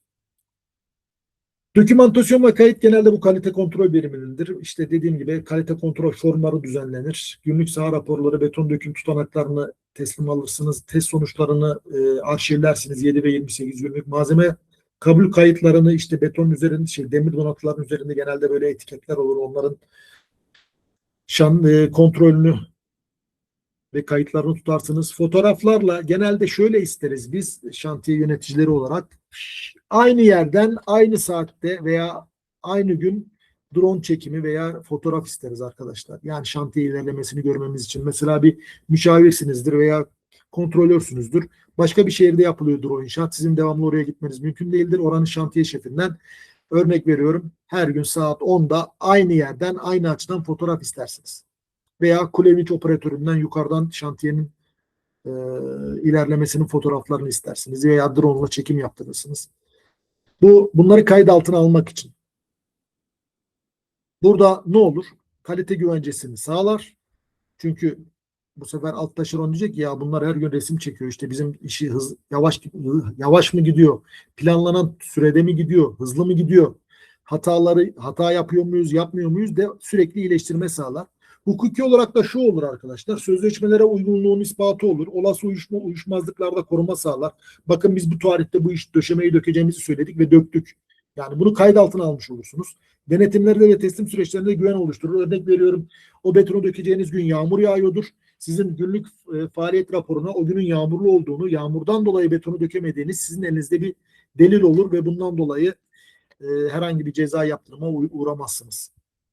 Daha ciddisini söyleyeyim. Gider bölge meteoroloji firmasından o günün yağmurlu olduğuna dair rapor alırsınız. Burada gerçek hayattan bir senaryo. Beton dökülmeden önce eksik giderildi demiş. Kontrol süreci nasıl ilerledi? Projede kontrol edilmiş, sahada eksik tespit edilmiş. Düzeltici önleyici faaliyet olur arkadaşlar. Büyük şantiyelerde genelde kalite kontrolcüler verir. İsmi DÖF-DRON'un düzeltici önleyici faaliyet, uzatılmış ismi. Yani bunu düzeltmezsen sana bir daha beton döktürmez, yaptırım uygular, hak edişini ödetmez gibi. Son kontrolü yaparsınız. Uygunluk onaylanırsa beton dökümüne geçilir arkadaşlar. Eğer bu kontrol yapılmasaydı ne olacaktı? Paspay yetersiz kalacaktı. Donatı paslanacak, korozyona oluşacaktı. Yapının dayanıklılığı olumsuz etkilenecekti. Sonradan düzeltilmek imkansıza yakın olacaktı. Eğer bunu yapmasaydı. Bu örnek bize neyi gösteriyor? Kalite kontrol hatayı başlamadan önler, zaman, maliyet ve iş gücü kaybını engeller, yapının güvenliğinin dayanıklılığını garanti altına alır, kalite şantiyede kontrolle inşa edilir. Şimdi şu anda buna geçiyoruz arkadaşlar. Artık dijitalleşiyoruz. İşte yapay zeka ve dijitalleşme, yani artık 2026 yılındayız. Dijital takip sistemlerine geçiyoruz. Burada ne oluyor? Hızlı erişiyoruz. Veri güvenliğini ve anlık senkronizasyonu görebiliyoruz. Yine şehir hastanesinden örnek vereyim. Bizim genel müdürümüz oraya bir yandaki bir TOKİ binasının üzerine dijital bir kamera yerleştirmişti. 24 saat izliyordu şantiyeyi. Burada ne yapıyoruz? Mobil denetim uygulamaları yapıyoruz. Saha denetimleri mesela şu anda yapı denetimlerde beton dökülürken kontrol mühendisinin, uygulama denetçisinin orada olması lazım. Çünkü o EBIS elektronik beton izleme sisteminde o betonların içerisine çipler konuyor. Bu çipler Bluetooth'la o kontrol eden mühendisin cep telefonuna sinyal gönderiyor ve eğer onaylarsa beton dökümüne geçiliyor.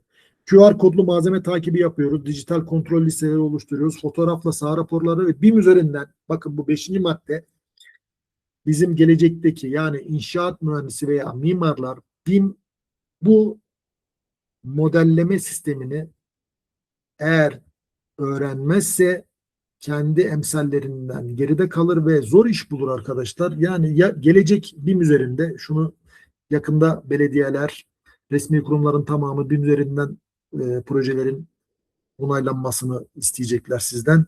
Dijital kalite sürecinde ne yapıyoruz? Veri girişi dijital oluyor. Kağıt, evrak, işte atıyorum eni 1,5 metre, uzunluğu 84 metre olan betonarme projelerden kurtulmuş oluyoruz. Verileri bulut sistemine aktarıyoruz. Anlık analizler takip ediyoruz. Raporlamalar oluşturuyoruz. Kalite güvencesi şeffaf ve izlenebilir oluyor arkadaşlar. Ne yapıyoruz bunda? Yapının güvenliğini sağlıyoruz. Uzun ömürlü oluyor. Mesela adam 36 tane etri atması gerekiyorsa 28 tane atamıyor arkadaşlar. Siz çünkü devamlı görüyorsunuz. Kamerayla izliyorsunuz. Drone ile izliyorsunuz. Yatırımın değerini koruyorsunuz. Sonradan oluşacak maliyetleri önlüyorsunuz. Hukuki süreçlerde delil. Yani sen kardeşim bak ben senin inşaatını durdurdum. Rapor tuttum inşaatını. Ben Çevre ve Şehircilik Bakanlığı'nın denetçisiyim arkadaşlar. Yani elinizde delil varsa mahkemeye çıksanız bakın bu kolonu görüyorsunuz. Sayın kaç tane etriye var. Projede kaç tane? 36 tane. Burada kaç tane var? 28 tane. İşte resmi de burada dediğiniz anda işinizi doğru düzgün yaptığınızı ispatlayabiliyorsunuz arkadaşlar. Şimdi büyük ölçekli projelerde en sık yapılan 10 kritik hata. En başta nedir biliyor musunuz arkadaşlar? Sık tekrar edilen hata şantiyedeki en pahalı hatadır. Bu da yönetim eksikliklerinden kaynaklanır. Bunu önlemek neyle? Bilmekle başlar. Eğer projeyi bilmiyorsanız bir projeye başlamadan önce o projeyi çalışmanız lazım. Çakıştırmanız lazım, süperpoze etmeniz lazım. O projeyi yaşamanız lazım, beyninizde bitirmeniz lazım. Kafanızda o proje bitmediyse arkadaşlar sahada başarılı olamazsınız. Doğru şekilde yönetmeniz lazım, doğru kontrol etmeniz lazım, kaliteli yaptırmanız lazım. Aynı hatayı sık sık yapılıyorsa eğer o yönetimin eksikliğindendir arkadaşlar. Bütün kolon betonları segregasyonlu çıkıyorsa yönetimin eksiğidir. Yani orada kalıpçı diyecek ya işte şefim ben aynı kalıbı kullanıyorum. Bak işte böyle oldu. O betoncuya yani beton firmasına suç bulacak. Beton firması kalıp taşeronuna suç bulacak. Öbürü diyecek ki işte bunun katkısını şöyle koymuş ondan çatlak oluştu bilmem. Herkes birbirinin üzerine suç atacak. Yönetim eksikliği arkadaşlar çok önemli. Geçiyorum. Revizyonların sahaya geç ulaşması, güncel olmayan proje devamlı. Sahada ne olur? Eski kolon detayını uygular. Mekanik tesisat eski güzergahına göre döşenir. Duvarlar yanlış yere örülür gibi gibi. Güncel projenin sahada olması lazım. Revizyonun en kısa sürede sahaya ulaşması gerekiyor. Gerçekçi olmayan iş programı, ihale dosyası için hazırlanan iş programı ile sahadaki gerçek durum birbirini tutmaz arkadaşlar. Ne olur? Sadece temenniden öteye geçmez. Sonucunda ne olur? Süre uzar, kaynak israfı olur, maliyet artışı olur, ekip ve planlama kaosu olur. Şantiyede çok fazla ekip değişir, eleman değişir, beyaz yaka değişir, mavi yaka değişir. İşte bu da doğru olmayan, gerçekçi olmayan iş programının sonuçlarıdır. Eksik veya yanlış metraj bu zaten en sık yapılan yanlışlardan bir tanesi. Bu ne olur? Gereksiz satın alma olur, malzeme eksikliğine, bütçe sapmalarına, hak ediş uyumsuzluklarına. Adam diyecek ki ben 2 ton demir kullandım. Kardeş sen 2 ton kullanmışsın ama ya bu döşemede atıyorum 1 ton 800 kilogram var. Aa işte sen metrajı yanlış yapmışız şöyle böyle. Doğru metraj yapmamız lazım. Doğru ölçüm, güncel proje, detaylı kontrol, doğru hesaplama arkadaşlar. Yani doğru kalemi doğru ölçü birimine göre yapmanız lazım. Yani metrekare ise metrekare, metreküpse metreküp, tonsa ton. Örnek veriyorum duvar siparişi vereceksiniz. 10'luk tuğla duvar örülecek. Bunun siparişini neye göre veriyorsunuz? Metrekaresini hesaplıyorsunuz. Minhaları düşüyorsunuz. Tuğla örüyorsanız 1 metrekareye kaç tane tuğla gider? 25 tane. Kaç metrekare duvarınız var? Şu kadar. Yani doğru şekilde doğru birimle doğru metrajda doğru siparişi vermeniz gerekiyor arkadaşlar. Büyük projelerde küçük görünen metraj hataları ciddi maliyetler doğurur. Çünkü bizim bir tek iş kalemimiz bir tane, 2 tane, 3 tane, 5 tane değil. Yüzlerce iş kalemimiz var. Burada ne olur? Bir de hak edişlerde uyumsuzluk olur. Yani adam diyecek ki örnek veriyorum kalıp taşeronu diyecek ki ben şefim ben bu kadar kalıp çaktım. Sen şimdi kalıbı çaktın ama işi siz hangi kalıba göre verdiniz? Düz ölçü mü, kırık ölçü mü? Hangi ölçüye göre anlaştınız? Kolon ebatı değiştiyse adamın siz hakkına girmiş olursunuz veya azaldıysa adam sizin hakkınıza girmiş olur. Yani hak edişlerde uyumsuzluklar yaşanır. Bunun için de doğru metraj yapmanız gerekiyor. Disiplinler arasında koordinasyon eksikliği olmaması gerekiyor. Biraz önce bahsettiğim koordinasyon kontrollerini yapmanız gerekiyor. Yeniden imalat yaptırmamanız gerekiyor. Bu durumda işin teslim tarihi her zaman gecikir arkadaşlar. Koordinasyon dediğim gibi sahada zaman, bütçe ve kaliteyi korur. Kalite kontrolü son aşamaya bıraktığınız anda son aşamaya. Örnek veriyorum, temel demiri teslim alacaksınız. Usta alt donatıyı döşemiş, alt ilaveleri atmış, sehpayı koymuş, üst donatıya geçmiş. Sen altta eksik buldun. Ne yapacak? Üst donatıyı tekrardan geri söküp sehpaları geri kaldırıp bir daha mı yapacak adam işi? Doğru zamanda doğru kontrolü yapmanız gerekiyor arkadaşlar. Sahada olmanız gereken anda sahada olmanız gerekiyor. Veya saha mühendisinin sahada olması gerekiyor. Saha kısım şefinin orada olması gerekiyor. Onu kontrol eden saha şeflerinin, saha kısım şeflerinin orada olması gerekiyor. Şantiye şefinin orada olması gerekiyor. Proje müdürünün de onlardan devamlı bilgi alması gerekiyor. Beton döküldükten sonra donatı yerleşimini düzeltmek mümkün değildir arkadaşlar. Ne olur? Maliyet artar, iş programında gecikmeler olur, güvenlik riske girer, hak ediş ve sözleşme problemleri çıkar. Ya ben işte bu ay bu kadar para alacaktım, bana bu kadar ödemediniz. Bu sefer ne olur? Her zaman haberlerde çıkan işte filan kişiler şantiyede işte işçiler parasını alamadığı için kule vince çıktı, şunu yaptı, bunu yaptı. Bu tip haberleri duyarız. Kalite sonda değil, süreçte yönetilir arkadaşlar. Adam eğer içeriye 10 santimlik duvar döşerken 13,5'luk tuğla döşerken bunu sen zamanında fark etmezsen adam duvarı örmüş bitirmiş. Burası 10'luk olacaktı. Kardeş doğru zamanda sahada olsaydın, süreçte orada olsaydın. İş bittikten sonra sahada değil. Eğer savaş sahada kazanılır arkadaşlar. Yani eğer teknik ofisçi, dizayn ofisçi değilsen, sahacıysan, projeci değilsen sahayı devamlı kontrol etmen gerekiyor. Yani geçip odasında oturan bir mühendis işte günde bir kere sahaya çıkayım, bakayım, yok öyle bir şey. Kalıp kapanmadan demiri teslim alman lazım. Projesine göre teslim alman lazım. Sayısına göre teslim alman lazım. Çapına göre teslim alman lazım. Projeyle birebir uyumlu mu değil mi? Birkaç dakika önce bahsettiğim aksları kontrol etmen lazım. Kalite kontrol sonradan yapılırsa ne olur? Burada gördüğünüz gibi betonun döşemeyle birleştiği yerde böyle segregasyon olur. Ne olmuş burada? Etriye donatısı kalıba dayanmış.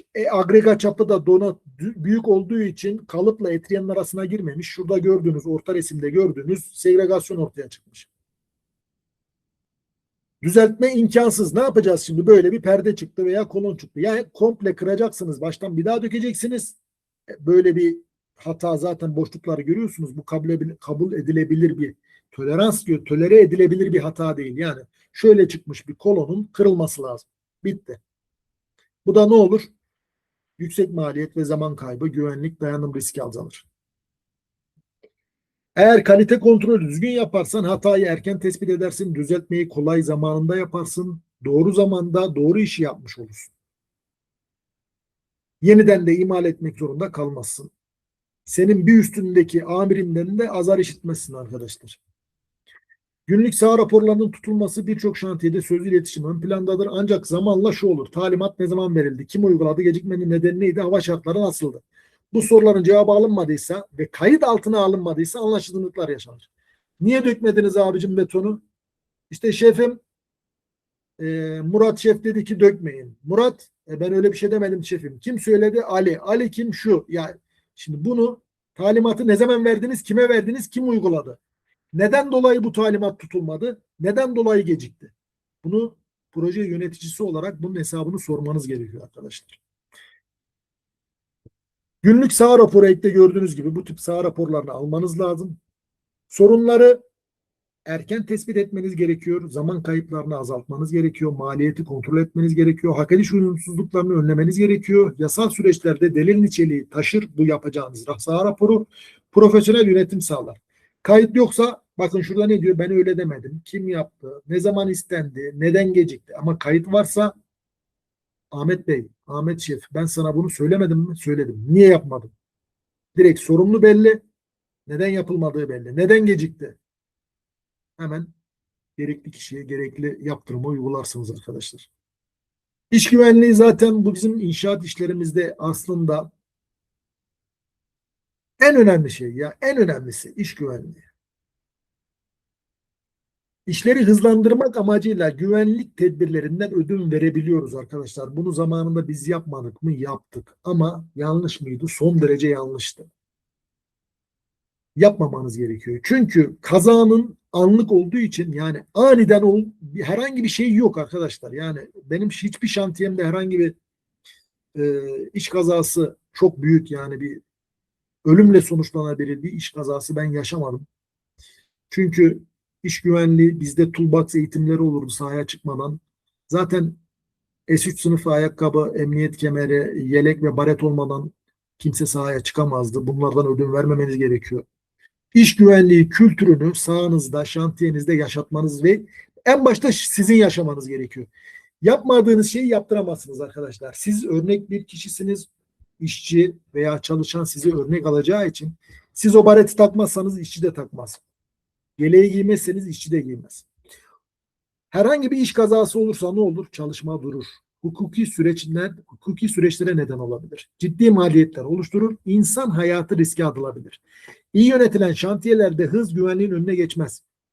Bir iş kazasının bedeli çok ağır olabilir arkadaşlar. Üretim kaybolur. Proje süreleri uzar. Hukuki sonuçlar olur. Belki ondan sonra belli bir süre cezaevinde yatmak zorunda kalabilirsiniz. Maliyetler artar. Doğru ve dolaylı olarak maliyet. En büyüğü de şudur. Bir işçi ölmüştür. Devamlı duyuyoruz. İşte 29 yaşındaki falan işçi, 3 çocuk babası üzerine bilmem ne düşmesinden dolayı işte vefat etti. Sonra çalıştığınız firmanın itibarı kaybolur. Mesela büyük şantiyelerde girişte genelde iş güvenlik uzmanları şunu yazar. 234 gündür iş kazası olmadı.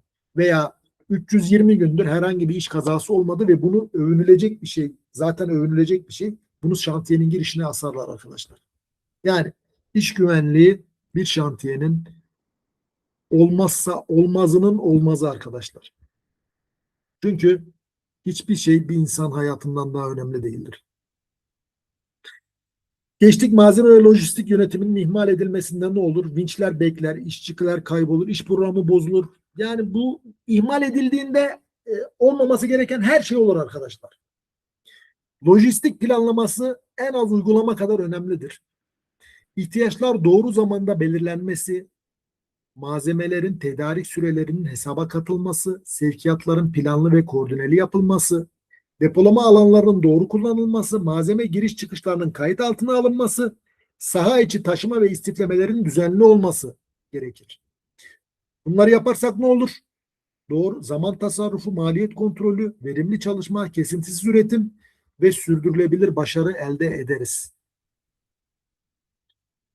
Risklerin önceden değerlendirilmemesi, özür dilerim. Ne demişiz? Risk yönetimi sorun çıktıktan sonra değil, çıkmadan önce yapılır. Yağış, hava durumu abi. Çok basit ya. Herkes artık 2026'dayız. Cep telefonunu aç. Yarın beton dökmeden önce yağış var mı yok mu kontrol et. Tedarik sorunun var mı yok mu? Kurda bir dalgalanma olacak mı? Örneğin dolar üzerine aldığınız malzemelerde örnek veriyorum o ihale mühendisinizdir. Kesin hesap ve teklif ve ihale mühendisliği bölümünde çalışıyorsunuzdur.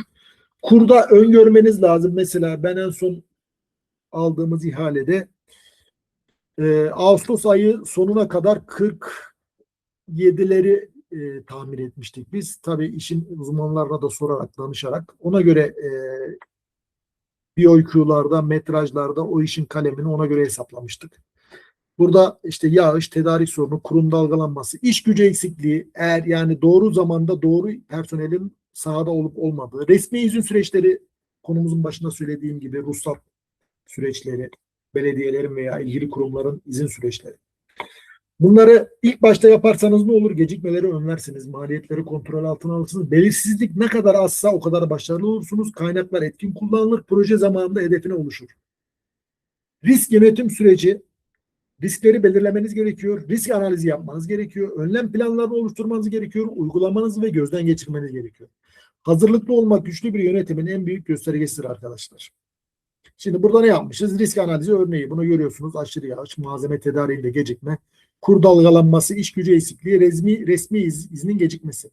Şimdi burada risk seviyeleri var. Orta, yüksek, düşük falan. Önlem ne? Hava durumu takibi, alternatif planlama. Tedarikçi yedekleme, erken sipariş. Sabit fiyat anlaşmaları, finansal takip. Yedek iş gücü planı, motivasyon sağlama. İzin süreçlerinin erken başlatılması gibi önlemleri almanız gerekiyor arkadaşlar. İletişim eksikliği zaten en büyük sorunlardan bir tanesi. Yanlış ve eksik iletişim arkadaşlar. Konuşulan bilgi unutulur, yazılı bilgi yönetilir arkadaşlar. Bundan biraz önce bahsetmiştim, tekrar etmeyeceğim. Geçelim. Gerçek hayattan bir örnek. İşte ne yapmış? Burada adam ekip gelmiş sahaya camları indiriyor ama daha dış cephe iskelesi sökülmemiş. Şimdi bu cam bu içeriye nasıl girecek? Sonuç olarak ne oluyor? İskele sökümü henüz tamamlanmadığı için mekanik ekip de burada çalışıyor. Bakın cephe montajı başlamıyor. Ekip beklemek zorunda kalıyor. Vinç planı yeniden düzenleniyor. İş programında zincirlenme, gecikmeler yaşanıyor. Sorun teknik değil, koordinasyon ve planlama eksikliği. Çıkarılacak ders ne? Detaylı iş programı hazırlanmalı. Tüm ekipler koordine edilmeli. İletişimin net ve yazılı olmalı. Revizyon ve değişiklikler kayıt altına alınmalı. Doğru zamanda doğru planlamayla doğru maliyet kayıpları önler arkadaşlar. Büyük projelerde başarı, doğru planlama, etkin yönetim, sürekli kontrol, sürekli iyileştirme. En önemli mesaj, şantiyede yapılan her hata maliyet oluşturur. Aynı hatanın ikinci kez yapılması artık yönetim problemidir. Hata birincide ise her hata olabilir. İş güvenliği olmaması lazım. Analiz etmemiz lazım. Hatanın nedeni doğru analiz edilmeli ve kök nedeni ilinmeli. Şu anda yalın mühendislik diye bir kollarımız var arkadaşlar. Genelde bizim denetlediğimiz bazı şantiyelerde yalın mühendislik konusu şu anda da şantiyelere de güncel olarak giriyor artık. Düzeltici aksiyon ne yapabiliriz? Nasıl düzeltebiliriz? Aynı hatanın tekrarı halinde ne yapmamız lazım? Ne yaparsak aynı hatayı tekrarlamayız ve sürekli iyileştirme yapmamız lazım arkadaşlar. En önemli bölüm, şimdi bu aslında kısa geçeceğim. Şu anda 20 dakika, daha sonra 2 saat olacak. Dijital şantiye yönetimi arkadaşlar. Bizim AEC Akademi'de Mustafa Bey ve diğer eğitim verecek olan arkadaşlarım, artık 2026 yılındayız arkadaşlar. Dijital şantiye yönetimine geçiyoruz. Artık şantiyeyi verilerle yönetiyoruz arkadaşlar. Veriyle yönetilmeyen şantiye tahminle yönetilir. Bizim tahminle yönetilen bir şantiyede işimiz yok arkadaşlar. Eskiden ne yapıyorduk? Telefonla şunu ara, kağıt üzerinde plan yap. Artık ne yapıyoruz? Büyük ölçekli projelerde dijital sistemler karar alma süreçlerimizin ayrılmaz bir parçası haline geldi. Dijitalleşmenin amacı insanın yerini almak değil. Hani diyorlar ya, yapay zeka işimizi alacak, almayacak arkadaşlar. Daha doğru ve daha hızlı karar vermesini sağlamaktır. Dijital şantiye yönetiminde ne yapmamız lazım? Dijital şantiye yönetimi nedir? Dijital şantiye yönetimi, proje, saha, ekip verilerin tek bir sistem üzerinden takip edilmesi ve yönetilmesidir. Bunun amacı ne? Bilgi kaybını önlemek, süreçleri hızlandırmak, hatayı azaltmak, anlık karar almayı kolaylaştırmak. Sahada ölçmediğimiz hiçbir süreci etkin şekilde yönetemezsiniz. Bakın, veri merkezi, görev yönetimi, ekip iletişimi, raporlama ve analiz, mobil erişim. Yani dijital şantiye yönetimine geçiyoruz. Neden gereklidir? Örneğin 100.000 metrekare büyüklüğünde bir hastane veya sanayi tesisi. Burada ne var? Aynı anda yüzlerce çalışan 1300 kişiyle çalıştık. Onlarca alt yüklenici, gerçekten 9 tane sadece kaba yapı ekibi vardı. Binlerce malzeme kalemi, inşaat kalemlerini düşünün arkadaşlar. Harfiyattan başlayın. Son takılacak olan perdenin kornecine kadar. Yüzlerce ekipman. Bu büyüklükteki projelerin yalnızca telefon trafiğiyle yönetilmesi mümkün değil. Her bilginin kayıt altına alınması gerekir. Bunları da nasıl yapıyoruz? Dijital şantiye yönetiminde şu anda biraz önce de bahsettiğim BIM, Building Information Modeling. 3 boyutlu model olarak düşünüyor bunu herkes ama aslında değil. Yapı hakkında tüm bilgilerin tek merkezde toplandığı dijital bir yönetim sistemi. Bakın, gelecek bunun üzerinde arkadaşlar. BIM sayesinde ne yapıyoruz? Mimari, statik, mekanik ve elektrik projeleri aynı anda model üzerinde görüyoruz. Mimar Kanada'da, statikçi Avustralya'da olabilir. Mekanikçi Afrika'da, elektrikçi Rusya'da olabilir. Aynı bütün disiplinler BİM üzerinden aynı proje üzerinde çalıştığı için mekanik tesisatçı şuradan bir boru geçirdiğinde bunu Kanada'daki statikçi veya Afrika'daki mekanikçi görebiliyor bunu. Veya işte neyse Rusya'daki elektrikçi görebiliyor. Disiplinler arası çakışmaları uygulama başlamadan görebiliyoruz. Sahada bir çakışmayı çözmek biraz önce bahsettiğim o slaytlarda görmüştünüz. BİM üzerinde aynı sorunu çözmek için dakika yani 3-5 dakikada bu sorunu çözebiliyoruz arkadaşlar. Mekanikçi ile elektrikçi online bağlanıyor. Ben bu boruyu buradan geçireceğim diyor. Mekanikçi, elektrikçi diyor ki tamam sen oradan bunu yaparsan ben de bunu yaparım. Statikçi de diyor ki ya arkadaş siz bunu buradan geçireceksiniz ama oradaki döşeme sistemi kirişli plak döşeme diyor. Bunu böyle yaparsanız orada 50 santim sarkık kiriş var. Ha öyle mi diyorlar? Bir dakika diyorlar o zaman alternatif çözümler üretiliyor. Aynı anda. Böylece ne oluyor? Daha az hata, daha az risk, zaman tasarrufu, maliyet kontrolü, etkin iletişim ve işbirliği daha verimli proje yönetebiliyoruz arkadaşlar. BİM'i mutlaka tavsiye ederim. Dijital şantiye yönetiminde neyi kullanıyoruz? Proje yönetim yazılımları, MS Project, Primavera P6. Bizim akademinin bu dersleri veriyor arkadaşlar.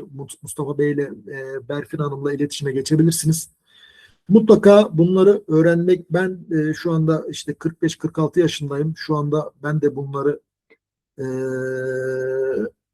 kendimi geliştirmek adına 24 yıl vermemize rağmen bu meslekte her gün yeni bir yazılım çıkıyor. Navisworks gibi ne bileyim şu anda Python gibi yeni yazılımları biz de yani herkes çıkar çıkmaz bilemeyebiliyor ama kendinizi güncellemezseniz, dijital olarak kendinizi yenilemezseniz arkadaşlar rakiplerinizin gerisinde kalırsınız. Bakın Kariyer.net'te veya iş platformlarında, LinkedIn'de falan baktığınız zaman aranılan mühendislerde ne özellikler isteniyor ve siz bunların ne kadarını biliyorsunuz. Proje yönetim yazılımlarını bilmezseniz büyük projelerde iş takibini zor yaparsınız, yapamazsınız. Gecikmeleri analiz edemezsiniz. Kaynak planlamasını yapamazsınız. Kritik yolu güncelleyemezsiniz. İlerleme yüzdelerini. O tarihte yüzde kaçını yapmanız gerekiyordu? Ne kadarını yaptınız bilemezsiniz. Bu sistemler yöneticilere projenin mevcut durumunu anlık olarak o anda ne var şu var. Ne sorun ne bu. Hemen onu dijital olarak görebiliyorsunuz. Dijital ikizlerden de bahsederim ama şu anki konu değil. Burada yapmamız gereken planla, yürüt, kontrol et, raporla arkadaşlar. Mobil saha raporlama işlemlerine geçebilirsiniz. Not defteri alıyorduk eskiden elimize yazıyorduk. Şimdi fotoğraf çekiyoruz. WhatsApp grupları veya Telegram grupları kuruluyor. Direkt bir üst amirimize bu fotoğrafı mesela şuradan çekiyor fotoğrafı yolluyor. Ben orada neyi görüyorum? Diyorum ki kolon yüksek dökülmüş. Kiriş alt kotuna kadar dökülmesi lazımdı. Orada diyoruz ki şu kolon yüksekliği bu olunması gerekiyordu. Yüksek dökmüşler. Burayı uygun bir şekilde tıraşlatın diyoruz. Mesela resimden bir fotoğraftan o şantiyede uygun olmayan bir şeyi görebiliyoruz. Yani fotoğraf bize çok şey gösteriyor. Uygunsuzlukları işaretliyoruz, kontrol listelerini tutuyoruz, checklistleri. Tutanakları dijital ortamlar oluşturuyoruz. Böylece bilgi kaybolmadan ilgili kişilere anında ulaşıyor. Yani gruptan gönderiyorsunuz. O anda bir imalatın resmini gönderdiğiniz anda sorumlular onu görüp anında müdahale edebiliyor. Burada ne yapıyoruz? Zaman kazanıyoruz, hataları azaltıyoruz, verileri güvende tutuyoruz, kararları hızlandırıyoruz arkadaşlar. Drone kullanımı bundan bahsettim biraz önce. İşte günlük ilerlemeyi takip edebiliyorsunuz. Hacim ve harfiyat kübaj hesaplarını genelde haritacılar bu dronelar zemine 3 boyutlu lazerle sinyaller göndererek kübaj hesabı yapabiliyor. Özellikle survey ekipleri, harita ölçüm ekipleri. Ne kadar harfiyat yapılmış, ne kadar yapılmamış. Geniş alan kontrollerini yukarıdan belli yükseklikten daha kolay görebiliyorsunuz. Riskli bölgeleri görebiliyorsunuz. Palyeli kazılarda herhangi bir risk var mı yok mu? Hak ediş ve ilerlemede kanıt olarak görebiliyorsunuz. Buradaki zaman tasarrufu size neyi yani gözü yüksekte kontrolü elinizde demişiz. Burada da gördüğünüz gibi zamandan tasarruf, maliyet avantajı, doğru veri, güvenli kontrol, verimli yönetimi drone ile sahanızda yüksekten görebiliyorsunuz. Kararlarınızı daha sağlam alabiliyorsunuz. Yani neyle karşılaşabileceğinizi karşılaşmadan önce görebiliyorsunuz. Dijital doküman yönetimi arkadaşlar. Doküman yönetim sisteminde güncel projeleri, teknik şartnameneri, onaylı çizimleri, revizyon geçmişini görebiliyorsunuz. Revizyon 1, 2, 3, 4, 5, 6 işte hangi DVG, hangi tarihte hangi revizyon geldi bunları dijital doküman yönetim sisteminde görebiliyorsunuz. Hemen oradan size bir şifre veriliyor. Oradan indirebiliyorsunuz. Eğer o işle alakalıysanız. Burada ne tek merkezden yönetebiliyorsunuz. Herkes aynı doküman üzerinden çalışıyor. Mesela işte ben revizyon 4'ten çalışıyordum. Revizyon 5 mi geldi? Olmuyor. Veri güvenliği sağlanıyor. Hızlı aramada kolay iletişim, erişim kurabiliyorsunuz. Tüm ekipler senkron çalışıyor arkadaşlar.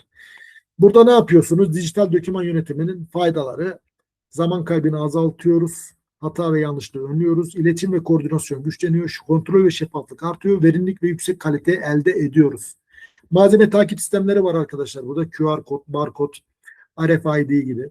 Bu sayede malzemenin nerede olduğunu, demir donatı çıktı. Nereden çıktı? Sivas'tan nereye gelecek? Mersin'e şu anda nerede görebiliyorsunuz arkadaşlar. Ne zaman teslim edildiğini kayıt altına alabiliyorsunuz. Hangi bölgede? Yani A blok işte 11.40 döşeme veya işte B blok 3.60 kotu A17 aksındaki kolonlarda gibi bunları takip edebiliyorsunuz hangi bölgede kullanıldığını. Karar vermeniz kolaylaşıyor arkadaşlar. Şantiye şefi bakın burada ne diyor? Dijitalleme insan faktörünü ortadan kaldırır mı? Dijitalleştiği anda. Proje müdürü proje planlamasını, riskleri yönetir, saha mühendisi uygulamayı denetler, veri analizlerini kontrol eder. Yani burada dijitalleşme şantiye şefinin, proje müdürünün, saha mühendisinin işini kolaylaştırır. Yazılım tecrübenin yerine geçmez arkadaşlar. Tecrübeyi daha verimli kullanmamızı sağlar ve projenin başarısını arttırır. Gerçek hayattan bir senaryoda örnek vermişler yine çakışmayla ilgili. Dijitalleşme artık bir tercih değil arkadaşlar. Ben dijitalleşmeyeceğim diyemezsiniz. Çünkü globalleşen dünyada siz de bu dijitalleşmeye ayak uydurmak zorundasınız. Uydurmadığınız anda iş bulamazsınız. Yeniliklerden habersiz olursunuz. İşiniz gecikir. Bunları zamanınızdan gider. Maliyetiniz artar. Projenizin kalitesi azalır. Bunu önlemek için ne yapıyorsunuz? BIM, modelleme ve koordinasyonu, proje yönetim yazılımları bunları öğreniyorsunuz. Mobil saha raporlamaları, drone kullanıyorsunuz eğer kullanabiliyorsanız. Dijital doküman yönetimine geçiyorsunuz ve malzeme takip sistemlerini kullanıyorsunuz. Ne yazmışız? Başarılı şantiyeler sadece beton ve çelikle değil, doğru veriyle inşa edilebilir. Risk yönetimi arkadaşlar. Öngör, değerlendir, hazırlan, izle, kontrol et. Riskleri yönetmeyen projeler krizleri yönetmek zorunda kalır. Yani orada arkadaş, orada o adama boya yaptırma. Bak onun üzerinde işte kule vinçle seramik taşınıyor. Bu halat kopsa adamın üstüne düşer. Bunu önceden görmeniz gerekiyor. Öngörmeniz, değerlendirmeniz, hazırlanmanız, izlemeniz ve kontrol etmeniz gerekiyor. Herhangi bir hatayı önceden görmediyseniz zaten iyi bir yönetici değilsiniz demektir. Gerçekleşmesi kesin olmayan ancak gerçekleştirildiğinde proje hedeflerini olumsuz etkileyebilen olaya risk denir. Ne yapar? Süreyi uzatır, maliyeti arttırır, kaliteyi düşürür, iş güvenliğini tehlikeye atar, işveren memnuniyetini azaltır arkadaşlar. Hiçbir büyük ölçekli proje başlangıçla planlandığı şekilde birebir ilerlemez arkadaşlar. İlerledi diyen yalan söyler. Hava koşulları değişir, tedarik zinciri aksayabilir, ekonomik dalgalanmalar yaşanabilir, teknik revizyonlar gelebilir. Başarılı proje yöneticilerini diğerlerinden ayıran şey bu risklerin hiç yaşanmaması değil. Yaşanmadan önceden öngörülmesi ve hazırlıklı olunması. Risk sorun değildir. Yönetilmeyen risk sorundur arkadaşlar. Neymiş? Büyük ölçekli projelerde en sık karşılaşılan riskler yazmışız buraya. Uzayan ruhsat süreci, şiddetli yağış, resmi tatiller. Mesela siz o binayı veya inşaat yapacaksınız ama önümüzde ne var? İşte Ramazan ayı var, işçiler oruç tutar. Arkasından Ramazan bayramı var, sonra Kurban bayramı var. Burada ara tatiller var. Genelde kalıp beton ekipleri bizim Türkiye'de Karadeniz'de olur. İşte Karadeniz'de ekipler bayram tatiline gider. Geri dönmeleri istedikleri, dedikleri günde dönmeyebilirler. Bunların hepsini bu söylediğim resmi tatil, alt yüklenicilerin gelişmeleri, iş programının doğrulan hepsini doğrudan etkiler. Riski öngörmen gerekiyor ve zamanı koruman gerekiyor arkadaşlar. Tedarik riskini önden görmen gerekiyor arkadaşlar. Burada jeneratör, mekanik ekipman, asansör, özel cephe sistemi, çelik konstrüksiyon elemanları bunları hangi tarihte hangisinin sahaya gelmesi gerektiğini öngörmen ve tedariğini zamanında yapman gerekiyor. Burada neyi göz önünde bulundurmanız gerekiyor? stok yokluğu, uzayan teslimat süresi, fiyat artışları, tedarikçiye bağımlılık, o ürünü sadece 2 tane tedarikçi üretiyorsa size süre verecektir arkadaşlar.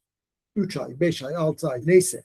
Ve doğru metrajı doğru tarihte vermeniz gerekiyor. Doğru yerden almanız gerekiyor. Projedeki gecikmelerin sebeplerinden bazıları. Bu yüzden kritik malzemeler için erken sipariş ve alternatif tedarikçi planı oluşturmanız gerekiyor. Önleyici tedbirlerin planlanması gerekiyor. Malzeme gecikirse ne olacak? Alternatif tedarikçi var mı? Kritik malzemeleri ne zaman sipariş ettik? Bunların önlemini almamız gerekiyor. Sürekli izlememiz gerekiyor. Risk izleme panomuz olması gerekiyor. Şurada gördüğünüz gibi. Yeni riskler ortaya çıkabilir mi? Çıkabilir. Mevcut risklerin etkisi değişebilir mi? Değişebilir. Bu nedenle riskleri düzenli olarak güncellemeniz gerekiyor. Sürekli izlemeniz ve zamanında müdahale etmeniz gerekiyor. Bir risk matrisi oluşturmanız gerekiyor. Bu şekilde gerçekleşme olasılığı ve proje etkisi şeklinde. Gerçek hayattan böyle bir senaryo vermiş arkadaşlar. Bildiğiniz senaryolardan işte ne yapmış? Çatı panelleri zamanında gelmemiş. Bu gelmezse ne olur? Bu ihtimali önceden değerlendirmiş ve çatı montajı beklerken ilk altyapıyı, drenaj ve çevre düzenleme çalışmalarını öne çekmiş projeyi yöneten arkadaşımız. Sonuç olarak ne olmuş? Şantiye tamamen durmamış, iş gücü verimli kullanılmış, genel teslim süresindeki gecikme minimum seviyesine indirilmiş. Proaktif risk yönetimi sorunları engellemez arkadaşlar. Sürdürülebilirliğini ve başarısını garanti altına alır. Risk yönetiminde altın kurallar burada 6 madde halinde listelenmiş.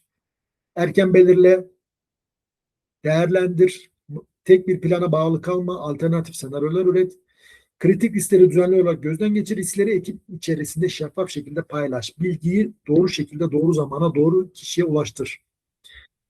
Başarılı projeler hiç sorun yaşamayan projeler değildir arkadaşlar. İyi bir şantiye yöneticisi bugünü yönetir. Büyük bir proje yöneticisi ise bugünden yarının risklerini yönetmeye başlar. Çünkü krizleri görmek, öngörmek, krizleri yönetmekten her zaman daha ekonomiktir. Bugünü yönettik, yarın inşa ettik arkadaşlar. Birlikte değerlendirdik. Kritik başlıkları kısaca üzerinden geçtim ama 2 saatinizi aldım. Umarım sıkmamışımdır kimseyi. Neleri öğrendik? Başarılı bir proje tesadüfen tamamlanmaz. Doğru planlama ve disiplinli yönetimle tamamlanır. Doğru planlama, güçlü ekip, disiplinli yönetim, başarılı proje. Şantiye yönetimi sadece inşaat değil, yönetim sanatıdır. Şantiye yönetimi yalnızca beton dökmek, çeliği monte etmek, işleri takip etmek değil, aynı zamanda insanı, zamanı, maliyeti ve kaliteyi ve riski aynı anda yönetilme becerisidir arkadaşlar. İnsan, zaman, maliyet, kalite ve riski aynı anda yöneten mühendis, iyi bir mühendis, iyi bir şantiye yöneticisidir. Ne demişiz? Yönetilen bir şantiye kazandırır, doğru yönetim geleceği inşa eder. Çünkü en iyi proje bile doğru yönetilmezse hedeflenen kaliteye, bütçeye ve teslim tarihine ulaşamaz arkadaşlar.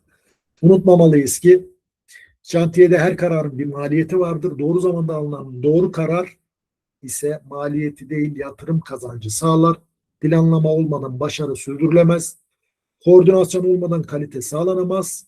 Kayıt olmadan yönetim yapılamaz. Risk yönetimi olmadan proje güvence altına alınamaz. Hepimizin ortak amacı ne? Güvenli, kaliteli, ekonomik, zamanında tamamlanabilen projeler üretmektir. Benim anlatacağım arkadaşlar bu kadar. İyi mühendisler yapıları inşa eder, büyük mühendisler ise süreci yönetir.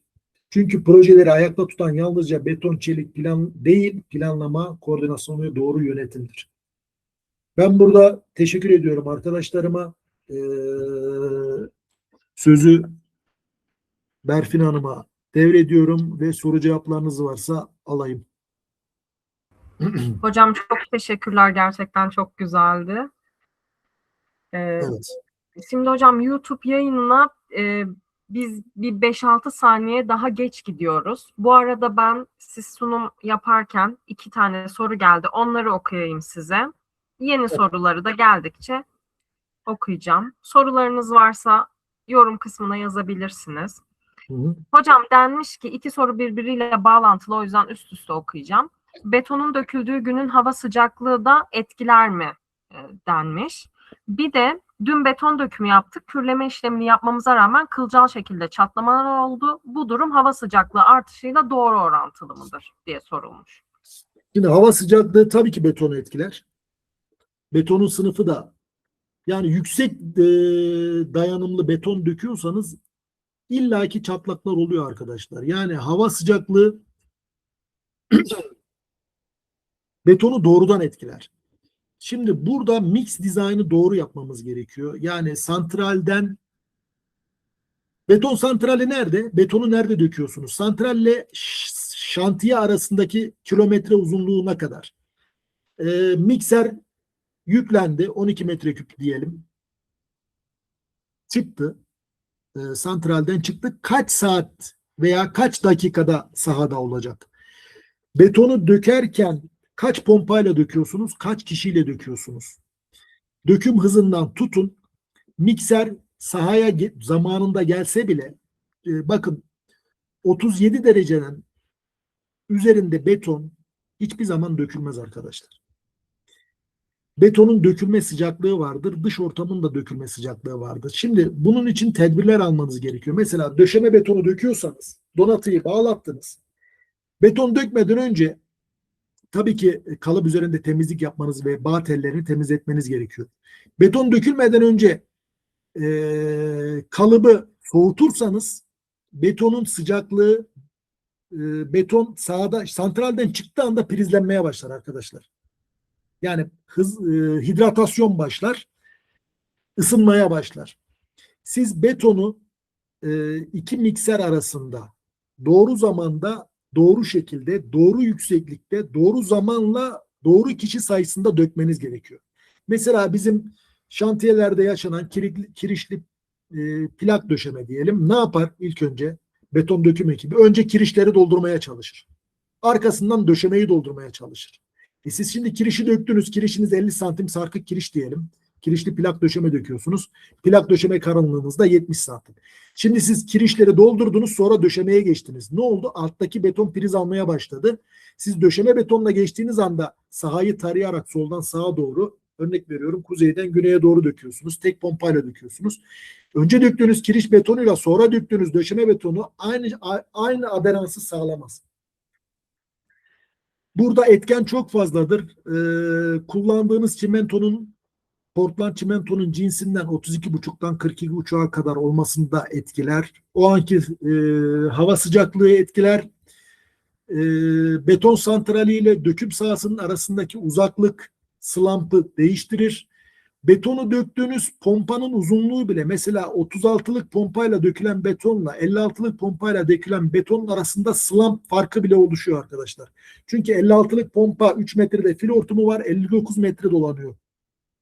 Beton pompanın içerisinde 59 metre yürüdükten sonra dökülmesi gereken yere dökülüyor. Ama 36'lık pompada 36 metre. Aradaki 20 metre bile betonun slump'ını değiştirebiliyor. Bu da dökümden sonra, eğer döküm anında ve dökümden sonra düzgün kürlenme yapılmazsa, direkt güneş ışığına maruz kalıyorsa, üzerini bir telis beziyle veya kimyasal kürlemeyle doğru zamanda doğru şekilde yapmazsanız, artı betonun mix dizaynında doğru katkılar kullanılmadıysa kılcal rötre çatlaklarına yol açar. Kılcal rötre çatlakları. Yani kürlemeyi düzgün yapmanız gerekiyor. Eskiden bolca su verirdik betona.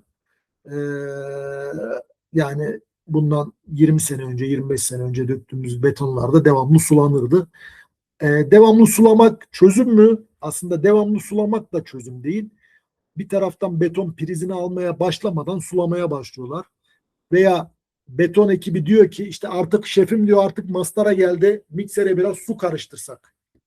Senin karıştırdığın her su betonun dayanıklılığını azaltır. Çünkü mix dizaynda kullanılması gereken agrega miktarı, kullanılması gereken çimento miktarı ve su miktarını araştırın arkadaşlar. Bir standart bir C35 betonda 2,5 ton, 2 ton 350 kiloyla 2,5 ton arasında gelir 1 metreküp betonun ağırlığı. Bunun içerisinde bulunması gereken agrega, çimento, bağlayıcı madde, katkı ve su oranları belirlenmiştir. Siz şimdi bundan mix dizaynda bunun birini arttırıp birini azaltırsanız betonun yapısıyla oynarsınız.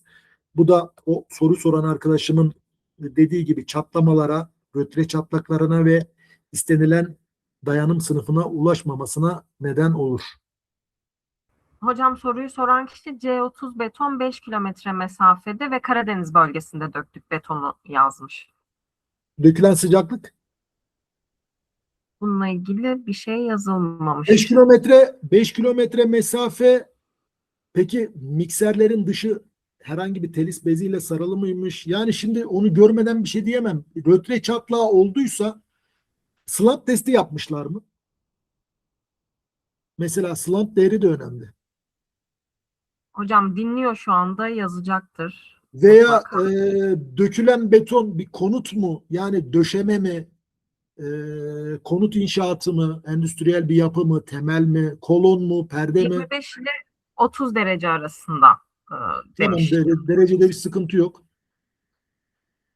Derecede bir sıkıntı yok. Döken ekibin hızıyla da ilgili. Yani işin ehli ekip yeterli sayıda kişiyle mi döktü yoksa betonu beklettiler mi orada?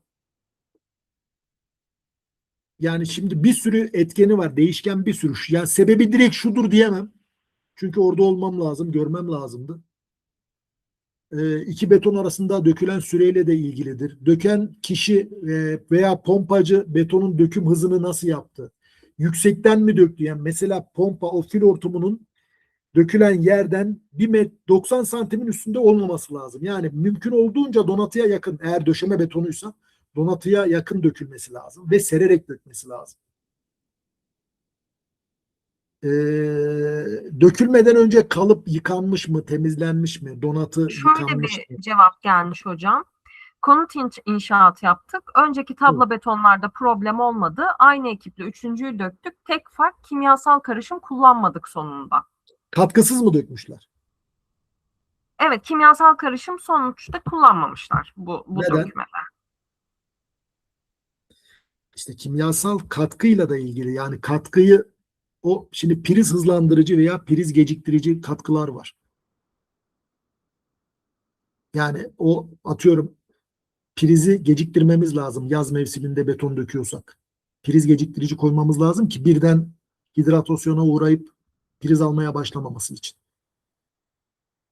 Ama bazen şöyle mali açıdan da düşünüyorlar. Mesela katkısız beton, işte katkılı betona göre bir tanesi daha pahalı, bir tanesi daha ucuz. Bu sefer şey diyor ki işveren veya müteahhit, kardeşim diyor biz seninle metreküpünü 2700 liraya anlaştık. Sen faturayı 2900 lira kesmişsin diyor. Örnek veriyorum.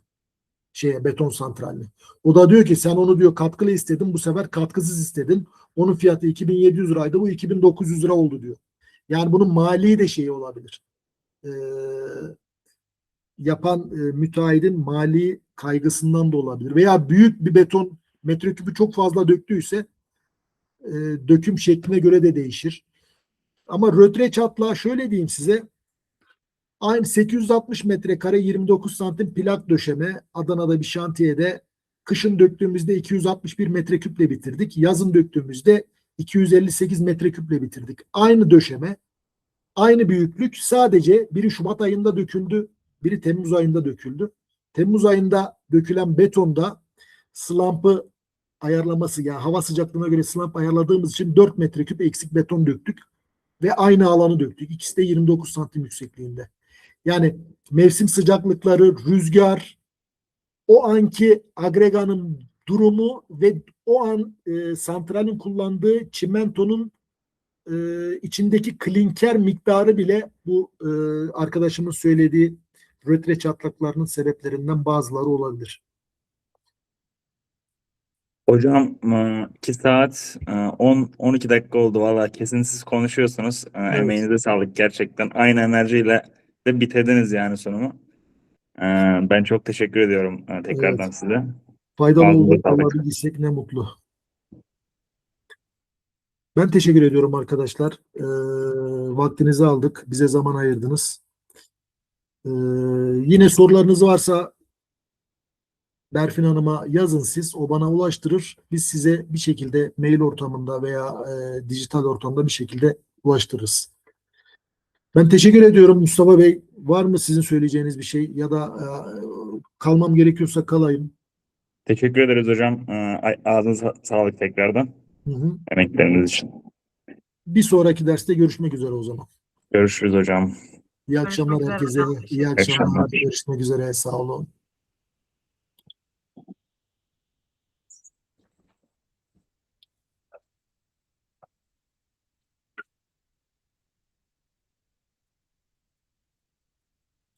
Hocam teşekkür